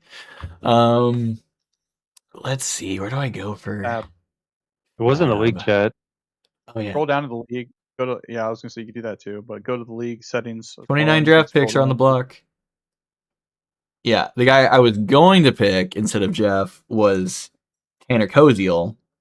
The guy Very Dalton good. wanted to pick was Eli Heidenreich. Tanner Koziel, like, extremely productive. Eli Heidenreich, extremely productive. What my plan was try to get that pick from you, draft one of them, and then spend all of my fab on the other. Yeah, and I thought you That were was my joking as like a I continuation was of Parker 100% Washington. serious. Because Jeff Caldwell is the new Parker Washington. We were gonna like hold him and trade him back and forth. Hostage. And, Yeah. and make me feel bad for Yeah. all season. I thought that's what was happening. No, it was a more of securing a player rather than like hoping you get them with fab. Because like if I would have bet $110 on Kozoil, I would have lost to Derek. So like I was saying, it's kind of like you guarantee a player that you want. For sure. That way you save your fab for another player you'll want. And I'd like to point out too, all these undrafted rookies that hit our waiver wire priority list, all of them had a legit shot, if not deserved to be drafted over some of the guys we've taken. That's just the class was so weird that people had to just take their shots on people in the 3rd and 4th round because Sleeper hadn't updated their ADPs yet because they didn't have enough data points. So like in the 3rd and 4th round, everyone had a 9999 ADP grade in terms of like their ADP ranking. So people are just taking flyers on guys they like. So all these guys that we're about to show you in the waiver wire, all legitimately could be drafted. Kozoil, I know a lot of people were interested in him. The Navy running back and Heidenreich. Seth McGowan's another very interesting running back prospect. He's gonna be backing up JT? Jonathan Taylor, and he might steal the secondary role from David Giddens. So there's that. You know, we got Will what was that? Who the heck is this Kakmarak? guy? Will Kakmarak. He's another tight end option. So like you could tell the league, and Matt Hebner was another guy I was very interested in, but I'm Matt over the Hebner? cap, so I can't over the roster limit, so I can't go at any out. Yeah, we can after click on anybody. total bids. We can see who bid on the players too. And Jet like I think Bang, Hebner's a fantastic $0 bid. option. Like someone's got to back up Mark Andrews now that he's there's no longer Isaiah Likely there, so I think Yeah. that's a great signing. I don't know who the hell they do. You will. Is, but You will. John, then, I'll yeah, see you you. got- you I'll got see you week 1, I John, heard- when Traor's starting over Kakmarak. Yeah, say do however you say it. I feel like he was getting a lot of buzz kind of late, You and got- like you people got are Taylor kind of Green. liking him. Got Taylor Green there as a good high Evan Ingram's back. athleticism floor guy. Oh, outbid me by Deion Burks. $1. Dick. Oh man, that's rough, buddy. Brutal. And he just laughed to You're welcome. himself. He didn't Is even Deion comment. Burks related to the No. other Burks that okay? No. Because I was curious if he was or not, and if that was the case, looked I'm it up. surprised Well, you're not all over him. At my height and weight, I said I don't think said, so. I said at the draft, I can never draft another player with the last name Lance or Burks, and I won't. So Derek, a fun fact: John Michael Gillenborg, or also known as Jake Gillenborg now because he had a name change, That's so weird. actually played football at in Missouri, right by where I work. I'm not going to dox myself, but right across the street from where I work. I forgot A that. buddy of mine that I work with went to high school with him, and John Mike was actually a basketball player, and his nickname was John Ah. Mike. That was his nickname. John Everyone Mike. called him John Mike. This guy's just changing names everywhere he goes. And so, the big picture here is he's a very athletic freak of nature tight end that went to Wyoming. Mm-hmm. And he hasn't really had a lot of time to blossom into a football player. Like I said, he was a basketball player that turned to football and then chased his football dreams. When he had a full ride to go play basketball somewhere, he decided football was his passion. So very cool story with that. Plus he's a Chief now. So full circle moment for John Mike or Jake or John Michael, whatever you want to call him. John But Jacobs, a very Eagle Hunter athletic Schmidt. guy. I really Yep. like him, Derek, for you, and I think that's a great pickup. Yep, just a fun guy to root for. And then Colt Payton for $0 could be the backup. I mean, I like Tanner McKee a lot. Yeah. Jet and Dane siphon up all the slop that I can't hold on my roster Yes. and eats it up like fine dining. And then Cole Payton's another one of those Yep. guys, and that's why I think Jet and Dane were going after him because it's him or Tanner McKee as the backup for Jalen Hurts, and Yep. if that goes sideways this year, they might be looking at other options moving forward. So Yep. Don't you put that evil on me, Ricky Bobby. I will. Oh, no. Cole I get it Payton out starting for the Eagles. I was really close Dirty to doing dogs. Koziol over Delp, and it was like really hard for me because they're like exact opposite prospects of like how they play. Yeah, Koziol is like so insanely productive and just not the same athlete. So it was one of those of just like I don't know what to go with on this. right. He's not But yeah. Justin Jolie, but he's pretty good. But Fantastic draft, even Yeah. though it didn't have the superstar power that I think we were all wanting. I still think it ended up with some explosive moments and some very fun, interesting so many fun draft day things. decisions. Yeah, for sure. At its worst, fantasy football is still fun. So Right. that's our takeaway. And no matter how bad the draft class is, Dalton will be there, guys. Don't worry. He will be making trades. If there's a Already draft, explained. Dalton will be in Already it. explained. You know what? Actually, this is the first He won't draft I package haven't- those picks. He won't move back. Only up. Only in. He won't More give an all inch. in than ever before. I was gonna say it was actually kind of nice not having a first round pick this year. I kind of did have more fun with the later round guys. Like I said, messing there's around. only one true trade in. Yeah. Well, That's no, that's not right. There's two. It is, It's not. but that wasn't that was already a trade, and You were it is like, an addition. the only way I'm doing this trade is if I get this pick. I was like, go where? No, I didn't say that. I said we toss in 301. I don't know if it's just me, but I feel like when you draft a guy in the rookie draft versus getting a guy off waivers on the Mhm. UDFA list for the waiver wire, Yeah. I'm so much more invested. You know how hard it is to pry my third and fourth round picks from these cold It's dead not hands. happening. You're not taking them from me. I'm gonna hold on to them until they're on their second contract, which means 5 years, which means I'm never gonna have open roster spots ever. And I have so many guys on my roster that I'm like, well, one day he could be something, and I drafted him in the third round, so I have to hold on to him. Here's Happens another well good every thing. year. Well, also when they hit, you're just like, yeah, that fucking You that can't third, take- that fourth hit. Oh, I traded with Justin Jolly. Let's say he hits. I'm gonna can't have wait. fucking receipts. I'm gonna have can't wait. receipts. For Justin dude, Jolly I to hit hit. Puka Nakua, and I still have a high Yeah. from Puka Nakua in the fourth round. Still to this day. I can't Yeah, wait Jake for that. Puka, out of your experience, Brandon, and do you still feel the same way about those draft picks? No, I don't think you do. But to Dalton's point, what we keep preaching here is like, hey, every year you have draft capital, it is a lottery ticket for shortcutting success. Yes, your first Also- round picks in the top of the first round are usually going to hit, but not always. So when you get a lottery ticket to just go get a guy with you think that has an opportunity to succeed, you have to take it. And who knows? Maybe it turns into a Puka Nakua. Maybe. And that's why it's good to also- trade for later picks with other guys. Like, be open to like just thinning away guys you don't need for later picks, because that's going to help you get deals done in the future that you actually want to do. Because if I don't have 3-1, Dalton's not trading with me because he's trading with whoever has 3-1. So Dalton, would you have done this trade if it was Wandale Ferguson and Rico Dowdle? Probably not. If it's not a yes, then immediately I feel like it's a no. Probably not. Yeah. But if it's 3-1, you'll do it. Right? Well, because because potential he for what it has the could be. potential. Yeah. Yeah. So that's a Also, good that's a good strategy another- for a lot of people to like open up your trades to like it'll be useful eventually. You don't even have to use the pick. Like you can use it. Another train of thought is not saying all of these are going to hit, but if Well, they are you sure? are, yes. But so like, if they are, this is be the cheapest you can get them Mhm. ever. Yeah. Yep. So, you like Brandon was saying, it's a lottery ticket. So like if Datron, Jolie, Kobe Lane, Johnson, just those are the guys I picked. If they hit, this is the cheapest I could have got them.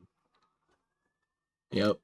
Like, just like with Puka, the cheapest you were ever going to get Puka was Well, in that draft class. technically, the cheapest you could get Jolie is a 4th-round pick, but you got him for a 3rd-round pick. I know, round. but what I'm saying is, if he hits, let's say Brandon takes him there, Yep. and let's say he becomes a top 10 tight end, Brandon's not going to trade a 3rd-round pick for him. Oh, he'd trade Jolie to you.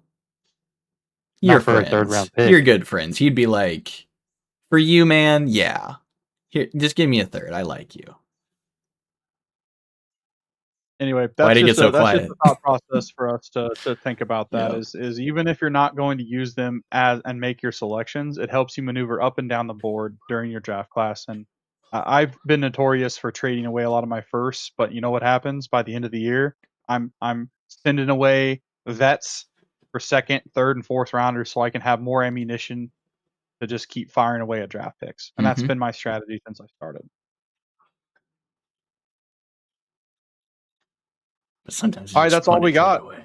Yep, let's get out of here. Good work, boys. Good recap. Very concise. Didn't take 3 hours. I'd say that's a success for us. It only took 2. That's right. And remember, be active on your draft nights, ladies and gentlemen, or otherwise you could also draft a retired player in the 4th round. Never forget Le'Veon Moss. Hope you're having